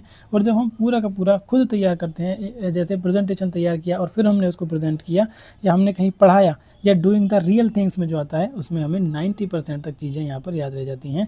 तो ये जो कौन है अनुभव शंकु, ये बहुत ही इंपॉर्टेंट है अपनी जनरल लाइफ में अप्लाई करने के लिए। अब जैसे आप कोई भी एग्ज़ाम की तैयारी कर रहे हैं तो आप अगर सिर्फ बुक पढ़ेंगे तो आप ये सोच लीजिए कि आपको सिर्फ 10% चीज़ें समझ में आएंगी।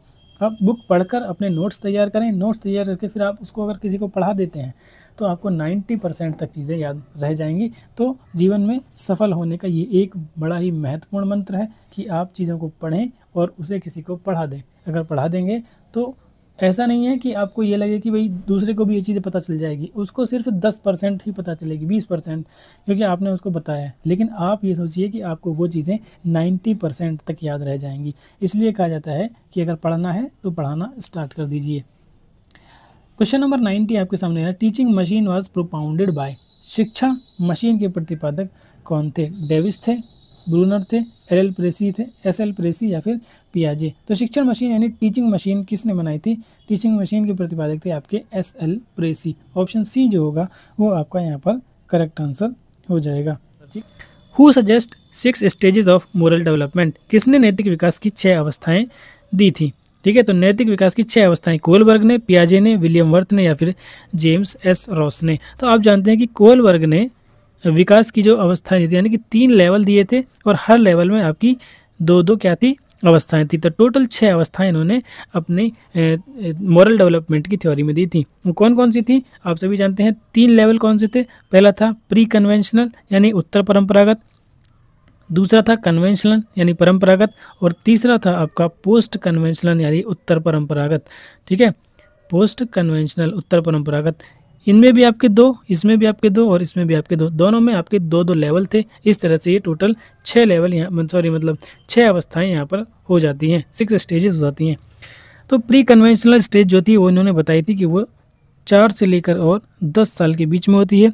दूसरी इन्होंने बताई थी दूसरी स्टेज जो है वो इन्होंने बताई थी 10 से लेकर और 13 साल तक, और तीसरी बताई थी 13+ का जब बच्चा हो जाता है तो उसके लिए। तो प्री कन्वेंशनल में बच्चे में क्या क्या कौन कौन सी स्टेज होती हैं? तो पहला होता है आपका ओबीडियंस एंड पनिशमेंट यानी आज्ञाकारिता और दंड की जो आपकी अवस्था होती है वो प्री कन्वेंशनल स्टेज में होती है। और इसी में आपकी दूसरी जो होती है वो होती है सेल्फ इंटरेस्ट ओरिएंटेशन यानी कि साधनात्मक सापेक्षावादी उन्मुखता। ये होगी आपकी 2 प्री कन्वेंशनल की। उसके बाद बात करें अगर कन्वेंशनल की, तो कन्वेंशनल में इंटरपर्सनल एंड कन्फॉर्मिटी जो होती है वो होती है पहली, यानी कि कानून एवं व्यवस्था की उन्मुखता बच्चे के अंदर यहाँ पर थोड़ी थोड़ी आ जाती है। और दूसरा जो यहाँ पर स्टेज है कन्वेंशनल का यानी परंपरागत का, उसमें वो मतलब कहते हैं ना कि गुड बॉय गुड गर्ल यानी अच्छा लड़का अच्छी लड़की वाली जो स्टेज होती है वो आपकी 10 से 13 यानी कि 12-13 वाली जो एज होती है उसमें बच्चा ये समझता है कि मैं सबके सामने अच्छा बनकर दिखाऊं। ठीक है, तो इंग्लिश में इसको क्या बोलते हैं? Authority and maintaining social order. Post conventional में की जो आपकी दो अवस्थाएं होती हैं वो कौन कौन सी होती है? Social contract and individual rights यानी कि सामाजिक समझौता यहाँ पर आ जाता है। और दूसरा जो है वो आपका सार्वभौमिक नैतिक सिद्धांत जो है वो बच्चे के अंदर आ जाते हैं, जिसे हम बोलते हैं यूनिवर्सल एथिकल प्रिंसिपल्स। ये बच्चे के अंदर डेवलप हो जाते हैं। तो ये 3 स्टेजेस और ये 3 लेवल और 6 स्टेजेस कोलबर्ग के द्वारा दिए गए थे। ठीक है, तो इसका ऑप्शन ए जो है वो यहाँ पर करेक्ट आंसर हो जाएगा। ठीक है, Kohlberg. Next question number 92, which of the following is the most sensitive to each score of the series. निम्न में से कौन श्रृंखला के प्रत्येक अंग के लिए अधिक संवेदनशील है? प्रत्येक अंग की बात की गई है। ठीक है, रेंज, मीडियन, मीन या फिर मॉड। तो प्रत्येक अंक की बात हो रही है, तो प्रत्येक अंक आपका क्या होता है? जब हम देखिए मीन निकालते हैं तो हम जितने भी अंक होते हैं सबको जोड़ते हैं और जितने भी नंबर ऑफ डेटा हमें दिया है उससे हम डिवाइड कर देते हैं। तो इसमें हर नंबर का जो है आपको देखेगा कि हर नंबर पार्टिसिपेट कर लेता है जब भी हम क्या मीन निकालते हैं यानी मध्यमान निकाल लेते हैं। तो ऑप्शन सी जो होगा वो आपका यहाँ पर करेक्ट आंसर होगा।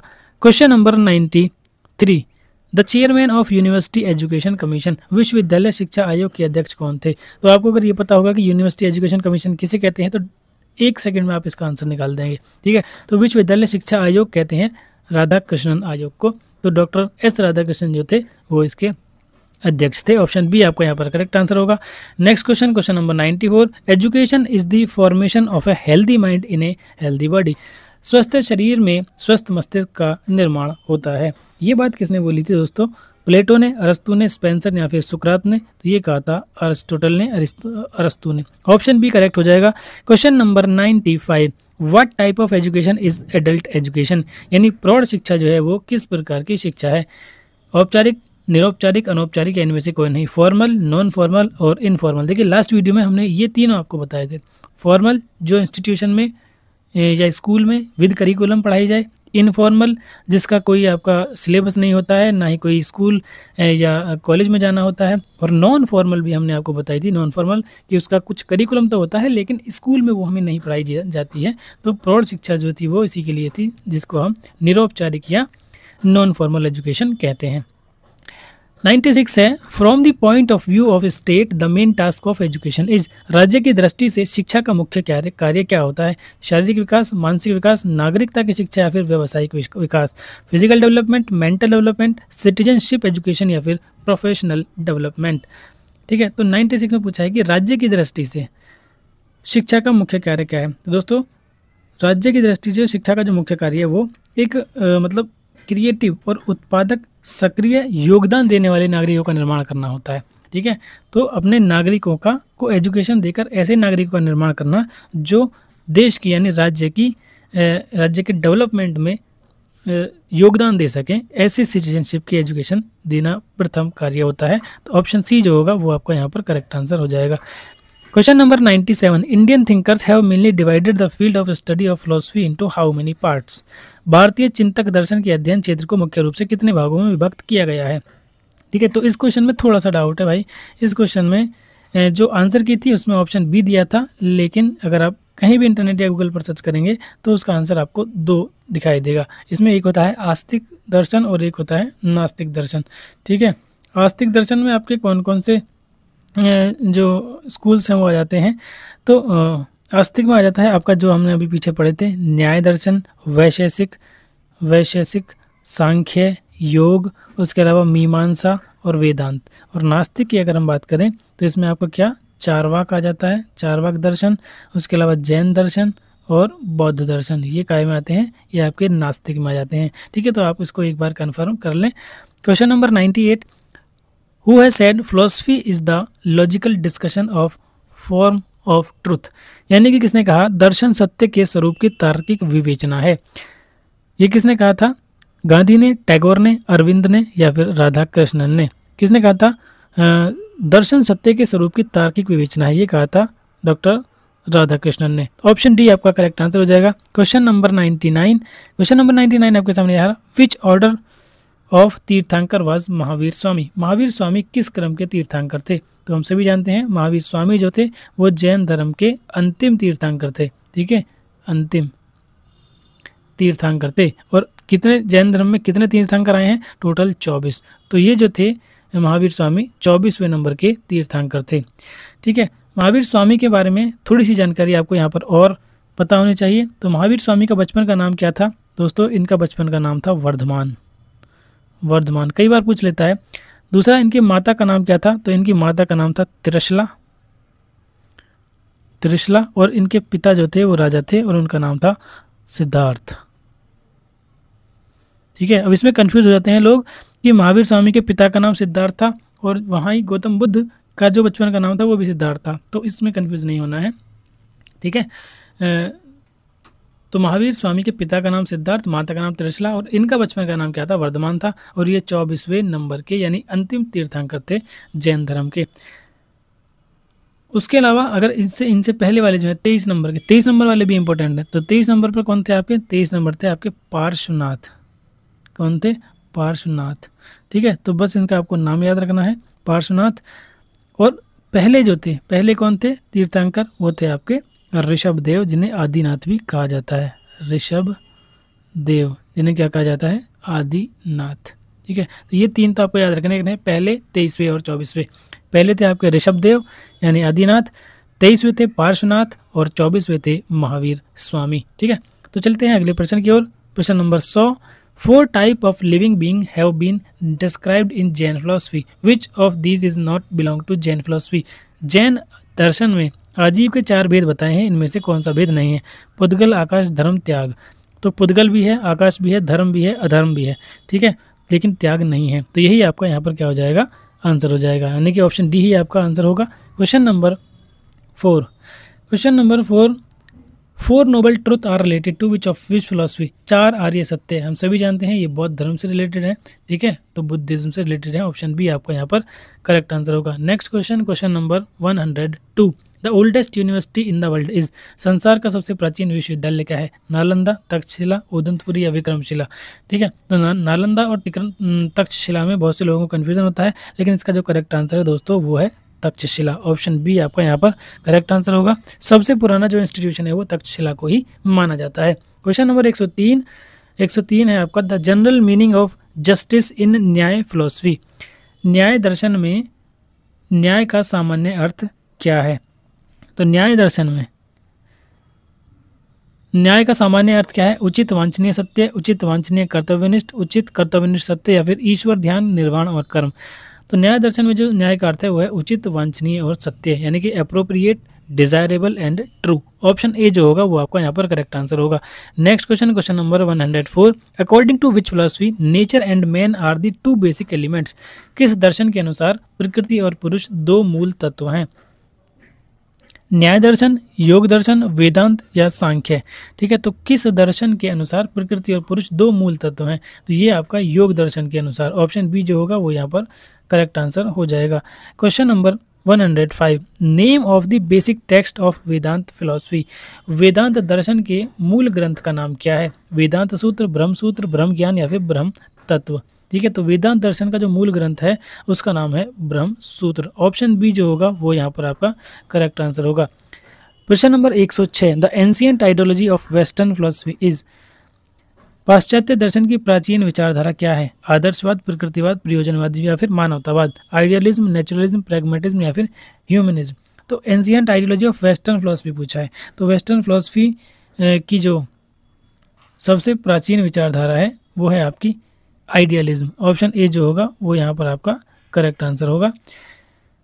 Question number 107, the slogan return to nature या फिर बैक टू नेचर, ये बहुत इंपॉर्टेंट है, कई बार ये पूछा जाता है। ये किसने बोला और वो किससे संबंधित थे? तो 107 जो होगा, प्रकृति की ओर लौटो, ये कहा था किसने? रूसो ने। और रूसो कौन थे? आपके प्रकृतिवादी थे, यानी नेचुरलिस्ट थे। ठीक है, तो ऑप्शन ए जो होगा वो आपको करेक्ट आंसर होगा। ये बहुत बार क्वेश्चन पूछा गया है, प्रकृति की ओर लौटो किसने नारा दिया? तो ये दिया था रूसो ने। किसने, मैं यहाँ पर लिख देता हूँ, रूसो ने दिया था और ये प्रकृतिवाद से संबंधित थे। 108 which is the proponent of rationalism, तर्कना बुद्धिवाद के प्रतिपादक कौन थे, रेशनलिज्म के। ठीक है, तो 108 का जो आंसर होगा वो आपका क्या होगा, तो बुद्धिवाद जो आपका ये रेशनलिज्म है इसका फादर माना जाता है दोस्तों किसको, प्लेटो को। हालांकि ये हाँ प्लेटो को, यहाँ पर आंसर इसका सी हो जाएगा, प्लेटो। उसके अलावा अगर प्लेटो ना होकर कहीं पर डेस्कार्टे आंसर होता, क्या डेस्कार्टे, तो ये भी इसका आंसर हो जाता। डेस्कार्टे को मॉडर्न रैशनलिज्म का फादर कहा जाता है। ठीक है, यानी कि आधुनिक तर्कना बुद्धिवाद का जो जनक है वो माना जाता है डेस्कार्टे को। तो इसमें यही 2-3 नाम आते हैं, प्लेटो का, डेस्कार्टे का, और एक नाम और आता है बारूक स्पिनोजा, बारूक स्पिनोजा। ठीक है, मतलब आपसे 4 ऑप्शन देकर पूछ सकता है कि इसमें से कौन रेशनलिज्म से संबंधित नहीं है, तो 3 होंगे आपके, प्लेटो होगा, डेस्कार्टे होगा, बारूक स्पिनोजा होगा। ठीक है, तो ये आप क्वेश्चन ये भी याद रखेंगे। Question number 109, who developed the instructional system of teaching, शिक्षण की अनुदेशन प्रणाली का विकास किसने किया था, तो 109 का ऑप्शन आपका यही यहाँ पर करेक्ट हो जाएगा, हर्बर्ट ने किया था। ठीक है, प्रश्न नंबर 110 और आखिरी प्रश्न है इस वीडियो का, according to realism what is ultimate truth, यथार्थवाद के अनुसार अंतिम सत्य क्या है, प्रकृति है, पदार्थ है, आत्मा है या फिर परमात्मा है। तो यथार्थवाद मानते हैं जो चीज़ यथार्थ है, हमारे सामने है, जो जो मतलब मैटर है, वही ट्रुथ है। ठीक है, तो सब्सटेंस यानी पदार्थ जो होगा वही इसका करेक्ट आंसर हो जाएगा। तो प्रश्न नंबर 111 आपके सामने ये रहा, what type of realism did Erasmus support, Erasmus किस प्रकार के यथार्थवाद के पोषक थे, ह्यूमनिस्ट, सोशलिस्ट, सेंस ऑर्गन्स या फिर आइडियलिस्ट, मानवतावादी, समाजवादी, ज्ञानेंद्रिय या फिर आदर्शवादी। तो इरेस्मस जो थे वो आपके सेंस ऑर्गन्स यानी ज्ञानेंद्रियवादी जो यथार्थवाद था उसके समर्थक थे। तो ऑप्शन सी जो है वो आपका यहाँ पर सही हो जाएगा। ठीक है, ऑप्शन सी जो होगा वो आपको यहाँ पर करेक्ट हो जाएगा। Next question, question number 112, who developed the project method, project विधि का निर्माण किसने किया, very very most important question, और आपको अलग अलग यूनिवर्सिटी के पेपर में ये आपको मिल जाएगा। अगर आपने पिछले हमारे जो भी वीडियोस अपलोडेड हैं ऑलरेडी वो देखे होंगी तो उनमें 3 से 4 बार ये क्वेश्चन आपको मिला होगा। ठीक है, तो किसने डेवलप की थी प्रोजेक्ट विधि, बहुत ही इंपॉर्टेंट, किलपैट्रिक ने। ठीक है, हालांकि इसमें जॉन डीवी का भी नाम आता है, लेकिन जॉन डीवी ने इसका जस्ट एक आइडिया दिया था, लेकिन इसको पूरी तरह से डेवलप करने का जो श्रेय जाता है वो किलपैट्रिक को ही जाता है। तो ऑप्शन बी यहाँ पर इसका करेक्ट आंसर होगा।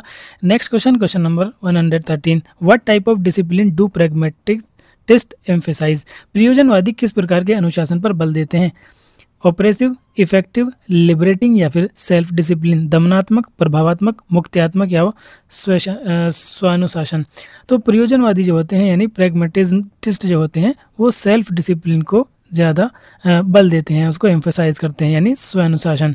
ऑप्शन डी जो होगा वो आपको यहाँ पर करेक्ट हो जाएगा। Next question, question number 114, the name of educational institute established by Shri Rabindranath Tagore at present, at present में इसका नाम पूछा है। ठीक है, बहुत से स्टूडेंट ने क्या किया कि इसका नाम मतलब ये पढ़ा ही नहीं, बस ये देखा कि रविंद्रनाथ टैगोर ने कौन सा स्कूल की स्थापना की और सीधा सीधा उन्होंने क्या किया, शांति निकेतन लगाया और यहाँ पर अपना एक नंबर जो है वो यहाँ गंवा दिया। इन्होंने पूछा कि आज उसका नाम क्या है, प्रेजेंट में उसका नाम क्या है। ठीक है, तो रविंद्रनाथ टैगोर ने सभी जानते हैं शांति निकेतन की स्थापना की थी, और कब की थी ये भी आप सभी को पता होना चाहिए दोस्तों, 1901 में की थी। ये स्टार्टिंग में क्या था, ये स्टार्टिंग में एक रेसिडेंशियल स्कूल था और बाद में ये एक यूनिवर्सिटी बना दिया गया था, और इसका जो प्रेजेंट में नाम है दोस्तों वो है विश्व भारती। ठीक है, तो ऑप्शन सी जो होगा वो इसका यहाँ पर करेक्ट आंसर हो जाएगा। ठीक है, तो अब प्रेजेंट में इसका नाम क्या है, विश्व भारती। अगला प्रश्न 114 यहाँ पर देखें, sorry 115, when did Gandhi ji present his national basic education plan, Gandhi ji ने अपनी राष्ट्रीय बेसिक शिक्षा योजना कब प्रस्तुत की थी, तो गांधी जी ने 1937, 1938, 1939 या फिर 1940। तो 1937 ने गांधी जी ने अपना बेसिक एजुकेशन प्लान जो है वो यहाँ पर प्रस्तुत किया था। ऑप्शन ए जो होगा वो आपका यहाँ पर करेक्ट आंसर हो जाएगा। उसके बाद चलते हैं question number 116, whose book is Satyarth Prakash, very very most important, most repeated और अलग अलग पेपर में पूछा जाने वाला प्रश्न है। सत्यार्थ प्रकाश किसकी रचना है, तो स्वामी विवेकानंद की, स्वामी दयानंद सरस्वती, गुरुदेव या फिर महात्मा गांधी। तो सत्यार्थ प्रकाश जो है वो आपकी स्वामी दयानंद सरस्वती की है। ठीक है, स्वामी दयानंद सरस्वती के बारे में एक क्वेश्चन आपसे और पूछा जाता है, वो क्या है कि इन्होंने कौन से समाज की स्थापना की थी। ठीक है, तो सभी जानते होंगे कौन से समाज की स्थापना की थी। इन्होंने आर्य समाज की स्थापना की थी। आर्य समाज, ठीक है, आर्य समाज यानी नोबल सोसाइटी भी जिसको बोला जाता है, लेकिन ये आर्य समाज के नाम से ही प्रचलित है, और इंग्लिश में भी ये इसी तरह आर्य समाज लिखा हुआ मिलता है आपको। ठीक है, नोबल सोसाइटी नहीं मिलता है। 99% केसेस में आर्य समाज ही आपको लिखा हुआ मिलेगा। ठीक है, तो जहाँ तक बात करें सत्यार्थ प्रकाश की, तो सत्यार्थ प्रकाश जो है वो कब आई थी, कब पब्लिश हुई थी, तो ये 1875 में पब्लिश हुई थी। ठीक है, तो यहाँ पर हमने 2 प्रश्न किए हैं। सत्यार्थ प्रकाश स्वामी दयानंद सरस्वती ने, और स्वामी दयानंद सरस्वती ने कौन से समाज की स्थापना की, तो आर्य समाज की स्थापना की थी। Question number 117, who is the author of the book school of tomorrow. School of tomorrow पुस्तक के लेखक कौन है? Froebel, Maria Montessori, John Dewey या फिर स्टुअर्ट। तो स्कूल ऑफ टुमारो ये लिखी है दोस्तों आपकी जॉन डीवी ने। ठीक है, जॉन डीवी की पुस्तकें बहुत इंपॉर्टेंट हैं, और मैंने एक वीडियो बना रखी है जिसमें जो भी इम्पोर्टेंट फिलोसफर्स हैं या फिर जो भी सोशलिस्ट हैं, उन सभी की जो बुक्स हैं उनके बारे में पूरी डिटेल में आपको बता रखा है। ठीक है, तो उसका लिंक आपको डिस्क्रिप्शन में मिल जाएगा, या फिर जो ऊपर आई बटन आता है वहाँ से भी आप देख सकते हैं। उस वीडियो को आप ज़रूर देख कर जाएँ। एक वीडियो है जिसमें सारी बुक्स हैं, और एक वीडियो है जिसमें सारे स्टेटमेंट्स हैं। ठीक है, तो उन 2 वीडियोज़ को आप मेरे कहने से ज़रूर देख लें। उनमें से ज़रूर आपका 1 या 2 प्रश्न जो है वो पेपर में देखने के लिए मिल जाएगा। ठीक है, दोनों ही वीडियो का लिंक मैं डिस्क्रिप्शन में प्रोवाइड करा दूंगा, जहां से जाकर आप डायरेक्टली उन वीडियोस को देख सकते हैं। ठीक है, तो 117 का आपका ऑप्शन सी जो है वो यहाँ पर करेक्ट हो जाएगा। Question number 118, the statement learning is a change in behaviour through experience and training. सीखना अनुभव और प्रशिक्षण द्वारा व्यवहार में परिवर्तन है। ठीक है, ये किसने कहा, किसका कथन है? गेट्स का, क्रो एंड क्रो का, थॉर्नडाइक का, या फिर वुडवर्थ का। तो इसका जो ये किसने कहा था, ये कहा था आपका गेट्स ने। ऑप्शन ए जो है वो आपका यहाँ पर करेक्ट आंसर हो जाएगा। क्वेश्चन नंबर 119,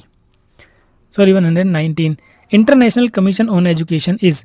शिक्षा पर अंतर्राष्ट्रीय आयोग कौन सा है? इंटरनेशनल कमीशन की बात यहाँ पर कोई है। मुदालियर आयोग, Mudaliar commission, Delors commission, Wood dispatch, या ऑल ऑफ दी अबव। तो मुदालियर आयोग क्या था? ये नेशनल था, यानी कि ये भारत में आया था, आपको पता ही है। वुड डिस्पैच भी। तो डेलर्स आयोग जो था वो आपका इंटरनेशनल कमीशन है जो एजुकेशन से रिलेटेड है। ठीक है, तो ऑप्शन बी जो होगा वो आपका यहाँ पर करेक्ट आंसर हो जाएगा।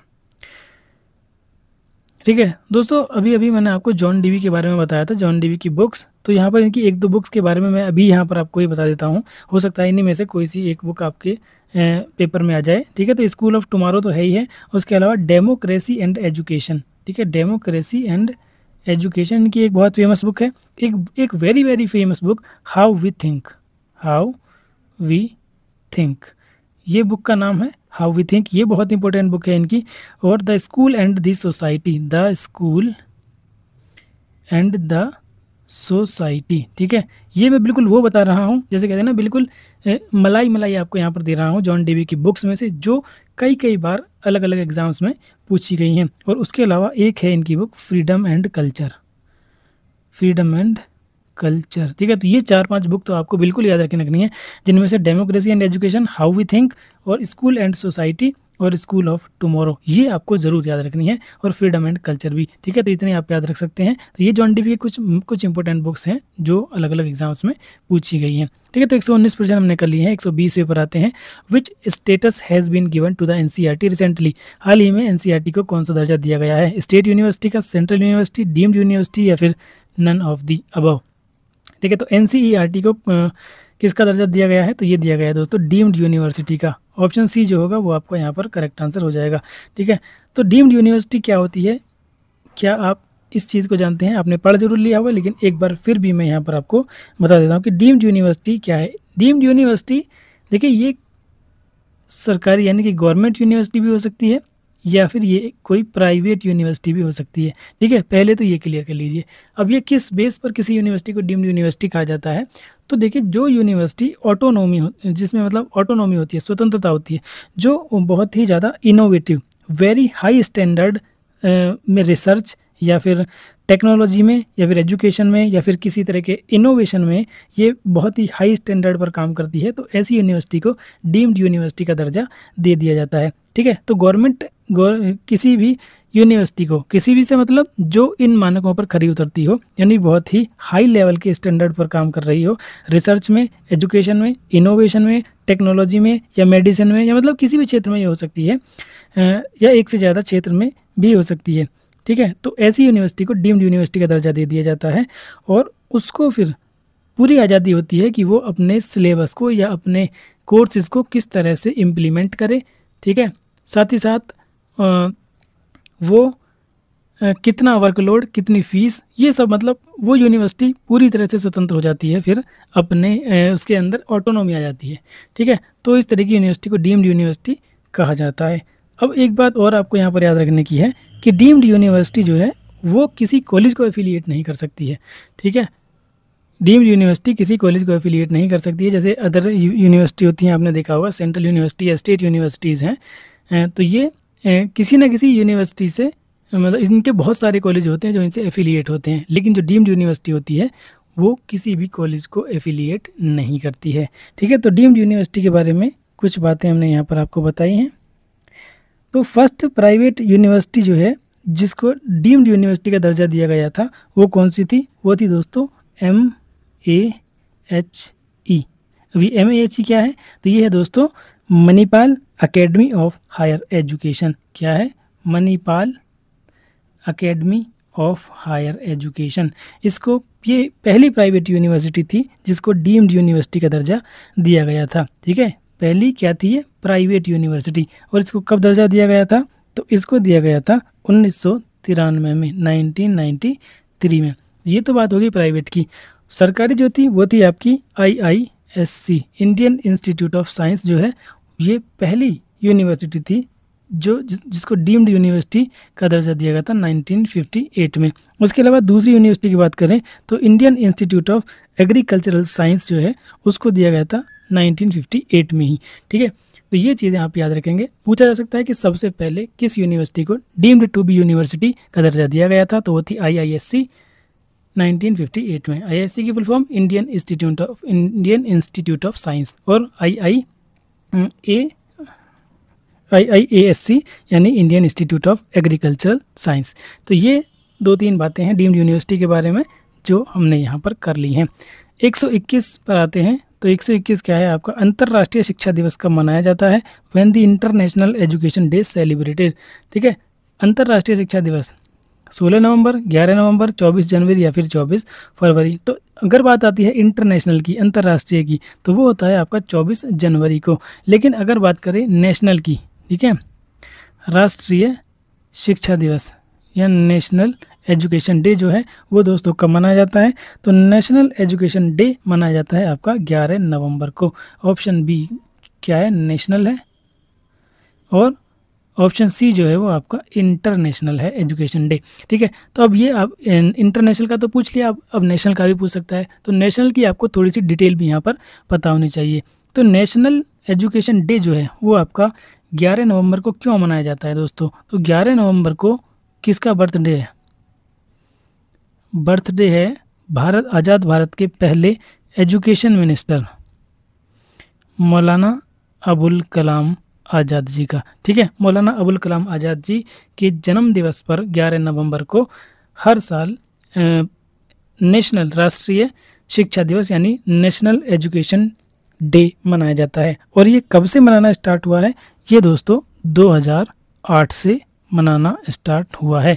और अगर आपसे बात की जाए कि इंटरनेशनल जो एजुकेशन डे है वो कब से मनाना स्टार्ट हुआ, तो वो आपका 2019 से मनाना शुरू किया गया था।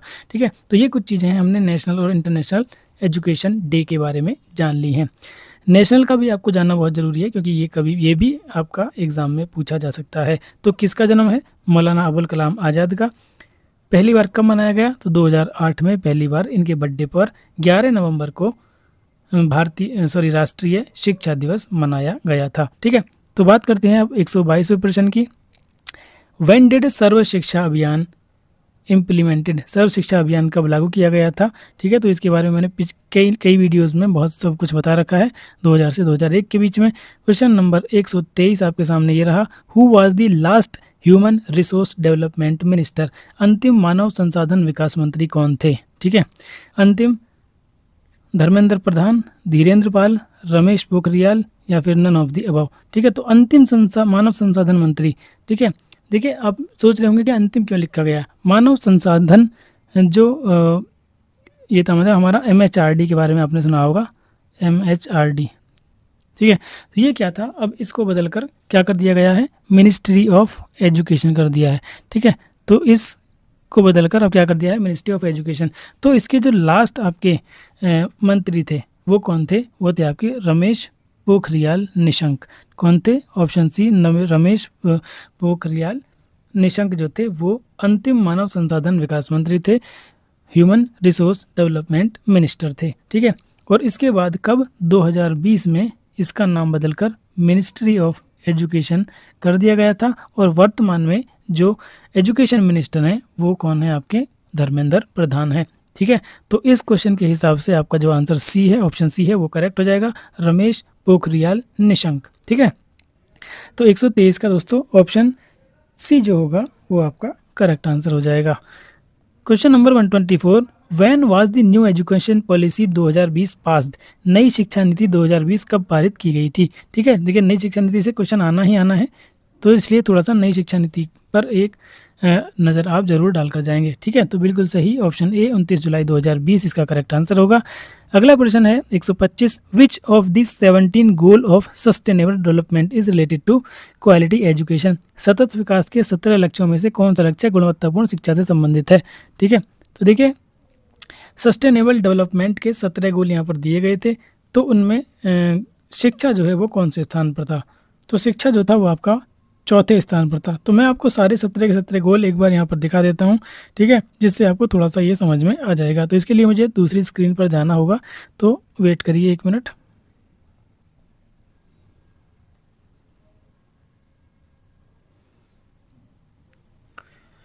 तो दोस्तों हम आ चुके हैं अपनी दूसरी स्क्रीन पर। यहाँ पर आप देख सकते हैं कि जो सस्टेनेबल डेवलपमेंट के 17 लक्ष्य थी, गोल थे, वो आपके सामने हैं। सबसे पहला है नो पॉवर्टी, यानी कि किसी तरह की कोई भी पॉवर्टी नहीं होनी चाहिए, पहला तो ये था। ठीक है, नो पॉवर्टी।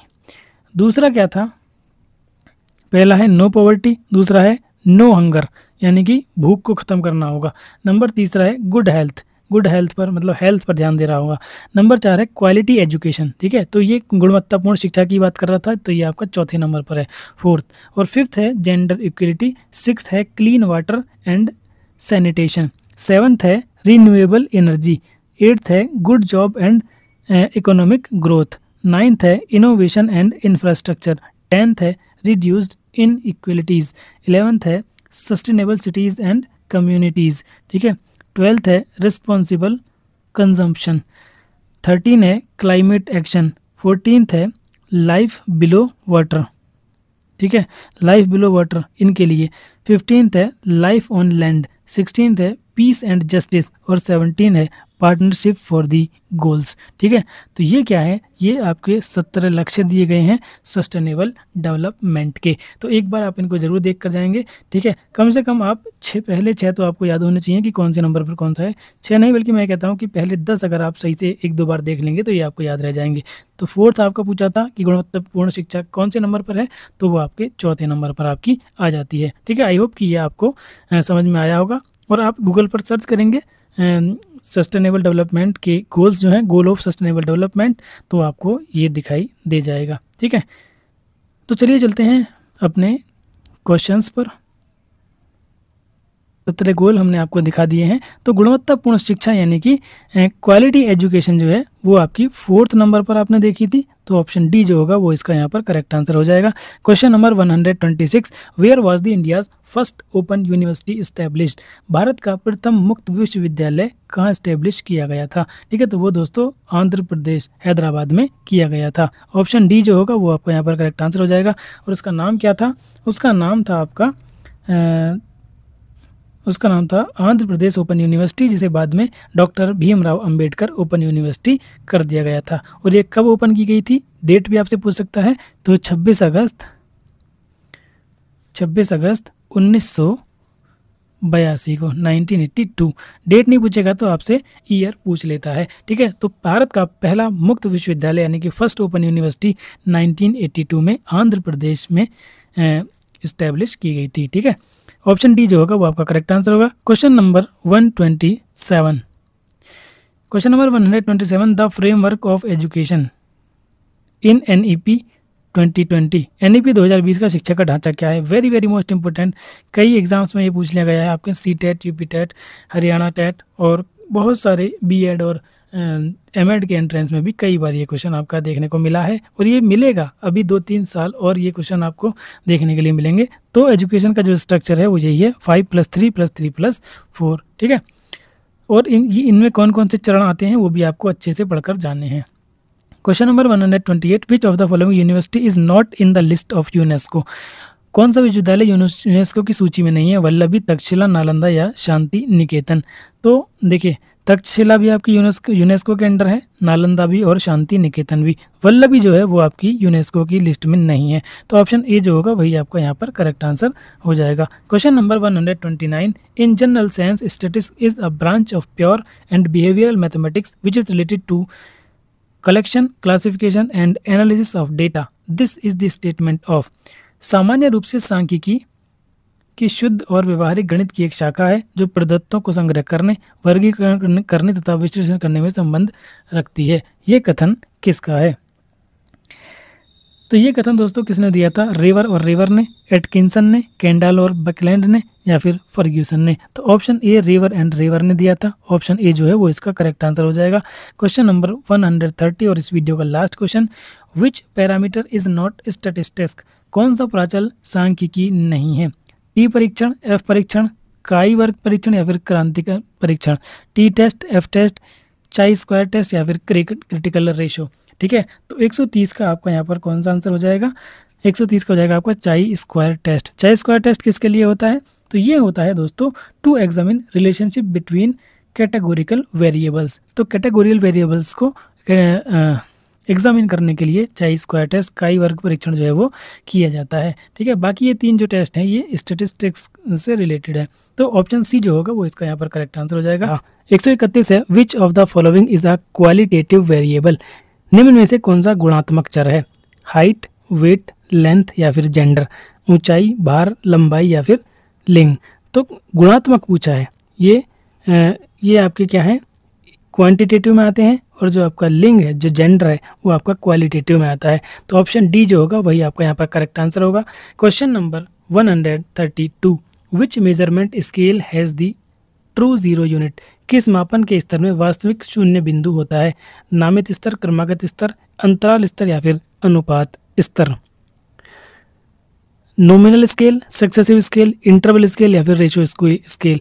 आई होप कि आपने ये सारे अच्छे से पढ़ लिए होंगे। ठीक है, तो शून्य बिंदु वास्तविक, तो real measurement true zero point जो होता है वो आपका रेशियो स्केल में होता है। ऑप्शन डी जो होगा वो आपका यहाँ पर करेक्ट आंसर होगा। और question number 133, the score of student in a psychological test is given below, what will be the standard deviation. अच्छा, स्टैंडर्ड डेविएशन निकालना है तो इस क्वेश्चन को देखिए हम सबसे लास्ट में करेंगे। ये थोड़ा सा ही कैलकुलेटिव, ज़्यादा नहीं है, लेकिन क्योंकि अभी हम थ्योरेटिकल क्वेश्चन कर रहे हैं इसलिए हम इसको बिल्कुल लास्ट में 150वें प्रश्न के बाद करेंगे। हालांकि हो जाएगा, इजी क्वेश्चन है, लेकिन फिर भी हम इसको लास्ट में ही करेंगे। Next question, who presented the normal probability curve, सामान्य संभावना वक्र का प्रतिपादन किसने किया था? चैपलिन, अब्राहम डी माइवर, गाल्टन या फिर गैरेट ने। तो नॉर्मल प्रोबेबिलिटी कर्व जो है उसका प्रतिपादन किसने किया था? अब्राहम डी माइवर ने। ऑप्शन बी जो होगा वो आपका करेक्ट आंसर हो जाएगा। Question number 135, there is a relation between mean, mode and median, माध्य, माध्यिका और बहुलक में संबंध क्या होता है? ठीक है, तो इसका देखिए दोस्तों जो संबंध होता है मैं आपको लिखकर बता देता हूँ। मॉड बराबर होता है 3 into median minus 2 into mean. ठीक है, तो मॉड मतलब कि बहुलक, ठीक है, मीडियन मतलब कि माध्य और मीन मतलब कि मीन होता है माध्य और मीडियन होती है माध्यिका। ठीक है, तो या तो ये होगा या फिर इसको अगर दूसरी तरीके से लिखें तो ये होता है आपका मीन, ये होता है आपका mode minus mean is equal to 3 common और median minus mean. Median minus mean. ठीक है, ये दोनों सेम ही हैं, आप इसको सॉल्व करेंगे तो ये ऊपर वाला ही आ जाएगा। तो मॉड इक्वल टू, अब इसने मॉड यहाँ पर z माना होगा, ठीक है, x माना होगा इसने मीन को और m मीडियन को। ठीक है, तो z इक्वल टू, बिल्कुल सही है, z इक्वल टू देखते तो 3z और 2z वाले को तो हम पहले ही काट देंगे। ठीक है, 3z 2z वाले को हमने पहले ही काट दिया, तो हमारा होता है मॉड बराबर 3 मीडियन माइनस 2 मीन। तो 2 मीन देखिए 3, इसमें मुझे कोई भी ऑप्शन जो है वो सही नहीं लग रहा है।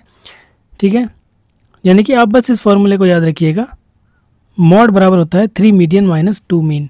ठीक है, मॉड इक्वल टू क्या होता है 3 मीडियन माइनस 2 मीन, क्योंकि इसने यहाँ पर स्पेसिफाई भी नहीं किया है कि x को क्या, हालांकि x को हम मीन ही बोलते हैं, z को बहुलक यानी कि मॉड, और जो आपका माध्यिका है उसको मीडियन बोला जाता है।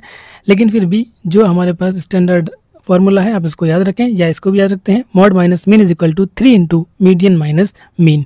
ठीक है, तो यही आपका यहाँ पर आंसर हो जाएगा। Option number 136, numerical correlation is not, संख्यात्मक सहसंबंध नहीं है, धनात्मक, ऋणात्मक, शून्य या फिर सहसंबंध। तो न्यूमेरिकल कोरिलेशन में आपका पॉजिटिव भी आता है, नेगेटिव भी आता है, जीरो भी आता है, लेकिन लीनियर कोरिलेशन नहीं आता है। कोरिलेशन की बात करें तो कोरिलेशन कोफिशिएंट जो होता है उसकी रेंज कई बार पूछ ली जाती है कि कोरिलेशन कोफिशिएंट की जो रेंज होती है वो कहाँ से कहाँ तक होती है। तो दोस्तों -1 से लेकर के +1 तक होती है, ये आप याद रखेंगे। ठीक है, question number 137, which method of correlation coefficient is given by Spearman, Spearman के द्वारा सहसंबंध गुणांक की कौन सी विधि दी गई थी? प्रोडक्ट मोमेंट सहसंबंध गुणांक विधि, कोटि अंतर, द्विश्रेणिक या फिर फाई गुणांक। तो product moment correlation, rank difference method, by serial correlation या फिर फाई कोफिशिएंट मेथड। तो आप सभी जानते हैं स्पीयरमैन ने कौन सी दी थी, रैंक डिफरेंस मेथड दिया था। ऑप्शन बी जो होगा वो आपका यहाँ पर करेक्ट आंसर हो जाएगा। और इसका क्वेश्चन जो है वो कई बार क्वेश्चन भी पूछ लिया जाता है इससे रिलेटेड, तो इस मेथड को आप जरूर देख कर जाएंगे कि रैंक डिफरेंस मेथड क्या है और कैसे इसको हम अप्लाई करते हैं। Question number 138, the formula of T score is, T प्राप्तांक का सूत्र क्या है? टी बराबर f प्लस 10z, टी बराबर 5f plus 50, T is equal to 50 plus 10z, या इनमें से कोई नहीं। ठीक है, तो टी स्कोर जो है उसका फॉर्मूला होता है T is equal to 50 plus 10z, जहाँ पर z क्या है, z यहाँ पर z स्कोर है। ठीक है, अब ये z स्कोर क्या है इसको निकालने का भी एक फार्मूला होता है, तो फार्मूला आप देख लेंगे। मैं इसकी 1-2 क्वालिटीज़ आपको बता देता हूँ जो अक्सर पूछ ली जाती हैं।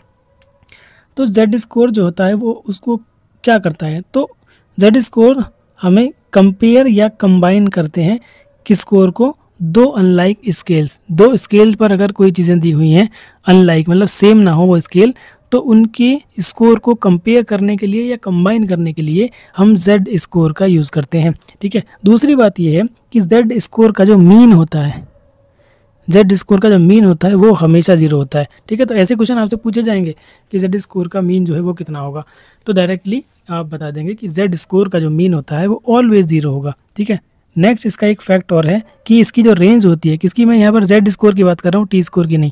ठीक है, तो z स्कोर की जो रेंज होती है दोस्तों वो क्या होती है, वो -3 to 3 होती है। ठीक है, क्या होती है, -3 to 3 होती है। और एक फैक्ट और है कि z स्कोर का जो स्टैंडर्ड डेविएशन होता है यानी मानक विचलन होता है वो ऑलवेज आपका 1 होता है। ठीक है, तो ये 2-3 फैक्ट मैंने आपको यहाँ पर z स्कोर के बताए हैं, इनको आप जरूर याद रखेंगे। क्या है, z स्कोर का मीन हमेशा 0 होता है, इसकी रेंज -3 to 3 होती है, और इसका जो स्टैंडर्ड डेविएशन है वो ऑलवेज 1 होता है। ठीक है, और टी स्कोर निकालने का फॉर्मूला क्या है, T is equal to 50 plus 10z, जहाँ पर z आपका z स्कोर है। ठीक है, तो 138 का ऑप्शन सी आपका करेक्ट हो जाएगा। नेक्स्ट क्वेश्चन पर चलते हैं, question number 139, which sampling type is not probability sampling. ठीक है, कौन सा प्रतिचयन का संभाव्य प्रतिचयन नहीं है, उद्देश्यपूर्ण प्रतिचयन, अनियत प्रतिचयन, वर्गबद्ध प्रतिचयन या फिर क्लस्टर प्रतिचयन, पर्पसिव, कोटा, स्ट्राटिफाइड या फिर क्लस्टर सैम्पलिंग। तो 139 का ऑप्शन ए जो है वो आपका यहाँ पर करेक्ट आंसर हो जाएगा, पर्पसिव सैम्पलिंग यानी उद्देश्यपूर्ण प्रतिचयन। ठीक है, नहीं पूछा है तो ये आपका हो जाएगा, बाकी ये तीनों होते हैं। ठीक है, option question number 140, the first intelligent test was created by, सर्वप्रथम बुद्धि का परीक्षण जो है वो किसने बनाया था या उसकी रचना किसने की थी। ठीक है, तो ये आप बचपन से पढ़ते आए हैं। सबसे पहला जो बुद्धि का परीक्षण है, फर्स्ट इंटेलिजेंट टेस्ट जो है वो अल्फ्रेड बिने ने बनाया था। ठीक है, तो ऑप्शन बी जो होगा वो इसका यहाँ पर करेक्ट आंसर हो जाएगा। Question number 141, who gave the principle of management, प्रबंधन का सिद्धांत जो है वो किसने दिया था? Robert Blake and John Mouton ने, हेनरी फियोल ने, पीटर ड्रकर ने, या इनमें से कोई नहीं। ठीक है, तो दोस्तों इस क्वेश्चन में थोड़ा सा जो है डाउट आ रहा है। यहाँ पर पूछा क्या है? Principal of management. तो प्रिंसिपल ऑफ मैनेजमेंट का श्रेय जो जाता है वो किसको जाता है? अच्छा, पीटर ड्रकर को जाता है। हाँ ठीक है, पीटर ड्रकर को जाता है। ऑप्शन सी इसका करेक्ट है हो जाएगा, यहाँ पर ऑप्शन सी इसका करेक्ट आंसर हो जाएगा। Question number 142। हाँ, क्वेश्चन नंबर 142 में थोड़ा सा डाउट था। Who is the father of public administration in India? Bharat में लोक प्रशासन के पिता कौन है? पीटर ड्रकर, कौटिल्य, आर्थर गुलिक, या फिर हर्सी? तो इसमें जो आंसर है वो एक्चुअल में आंसर है आपका पॉल एच एपलबी। क्या है? Paul H Appleby. ठीक है, लेकिन यहाँ पर इनमें कोई भी ऑप्शन इसका नहीं दिया हुआ है। ठीक है, तो एक्चुअल जो इसका आंसर है वो ये है जो मैंने आपको बताया है। और अगर ऑफिशियल आंसर की के थ्रू बात करें जो यूनिवर्सिटी की ओर से आई थी,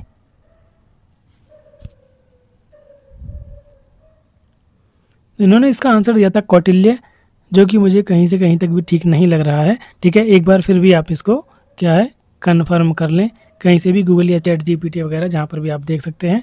ठीक है, तो भारत में लोक प्रशासन के पिता जो हैं, father of public administration, Paul H Appleby को माना जाता है, लेकिन इन्होंने ऑफिशियल आंसर की में कौटिल्य आंसर दिया था, जो कि मुझे डाउटफुल लग रहा है। ठीक है, तो 142 थोड़ा सा आप डाउट में रख सकते हैं इस क्वेश्चन को। क्वेश्चन नंबर 143 पर आ जाइए। The full form of CPM। CPM का पूर्ण रूप क्या है? पूरा नाम क्या है? Critical program method, critical process machine, critical path method, या नन ऑफ दीज। ठीक है, तो आप सभी जानते हैं CPM आपने पढ़ा होगा, ये क्या होता है आपका critical path method. Option C जो होगा वो आपका यहाँ पर करेक्ट आंसर हो जाएगा। ठीक है, critical path method option C. Next question 144। SWOT analysis does not include. SWOT विश्लेषण में क्या सम्मिलित नहीं है? स्ट्रेंथ, वीकनेस, अपॉर्चुनिटी, या फिर और टॉलरेंट। इनमें से क्या नहीं है? देखिए SWOT, हालांकि स्टार्ट तो ठीक ही हो रहे हैं, लेकिन इनमें एक जो है वो गलत है। SWOT में आपका क्या आता है? S से आपका स्ट्रेंथ आता है, बिल्कुल ठीक है। W से वीकनेस आता है, ये भी बिल्कुल ठीक है। और O से आपका अपॉर्चुनिटी आता है, ये भी बिल्कुल ठीक है। लेकिन T जो है इससे आपका यहाँ पर टॉलरेंट नहीं आता है, बल्कि दोस्तों क्या आता है? इससे आता है आपका थ्रेट, THREAT। ठीक है, तो ये यहाँ पर आपका गलत दिया गया है। तो ऑप्शन डी जो होगा, क्योंकि नहीं पूछा है तो नहीं के लिए नॉट पूछा है, यही आपका करेक्ट आंसर होगा। ठीक है, तो ऑप्शन डी जो होगा वो करेक्ट आंसर हो जाएगा, क्योंकि टी की जगह टॉलरेंट नहीं बल्कि थ्रेट आना चाहिए था। क्वेश्चन नंबर 145 पर आ जाइए। Action research to improve school practice 1953 is a book by. Action research to improve school practices 1935 यानी कि एक बुक का नाम है। तो ये बुक किसके द्वारा लिखी गई? कोरे पियर्स, स्टीफन एम कोरे, मेहरलेन, या इनमें से कोई नहीं। क्वेश्चन नंबर 145 का जो ऑप्शन होगा वो आपका स्टीफन एम कोरे बिल्कुल सही आंसर हो जाएगा। ठीक है, ये बुक किसके द्वारा लिखी गई है? स्टीफन एम कोरे के द्वारा लिखी गई। Question number 146। Secularism is related to which article. धर्मनिरपेक्षता शब्द का किस अनुच्छेद से संबंधित है? धर्मनिरपेक्षता किस अनुच्छेद में आता है? सीधा सीधा आपसे ये पूछा गया। आर्टिकल 19, आर्टिकल 20, आर्टिकल 27, या फिर आर्टिकल 28। ठीक है, तो सेक्युलरिज्म जो है वो आपका जाता है किस पर? आर्टिकल 28।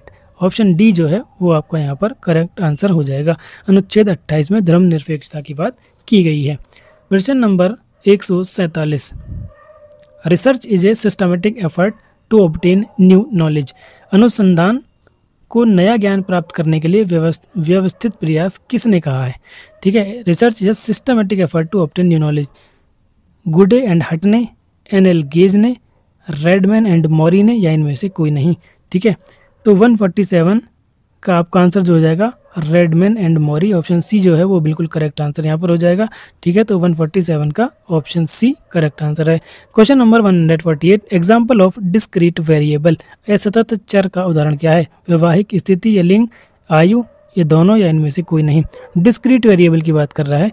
ठीक है, डिस्क्रीट और कंटिन्यूस दो प्रकार के वेरिएबल हमने पढ़े थे। ठीक है, तो डिस्क्रीट में आपका मैरिटल स्टेटस जेंडर ही आ जाएगा। ऑप्शन ए जो है वो आपका यहाँ पर करेक्ट आंसर होगा।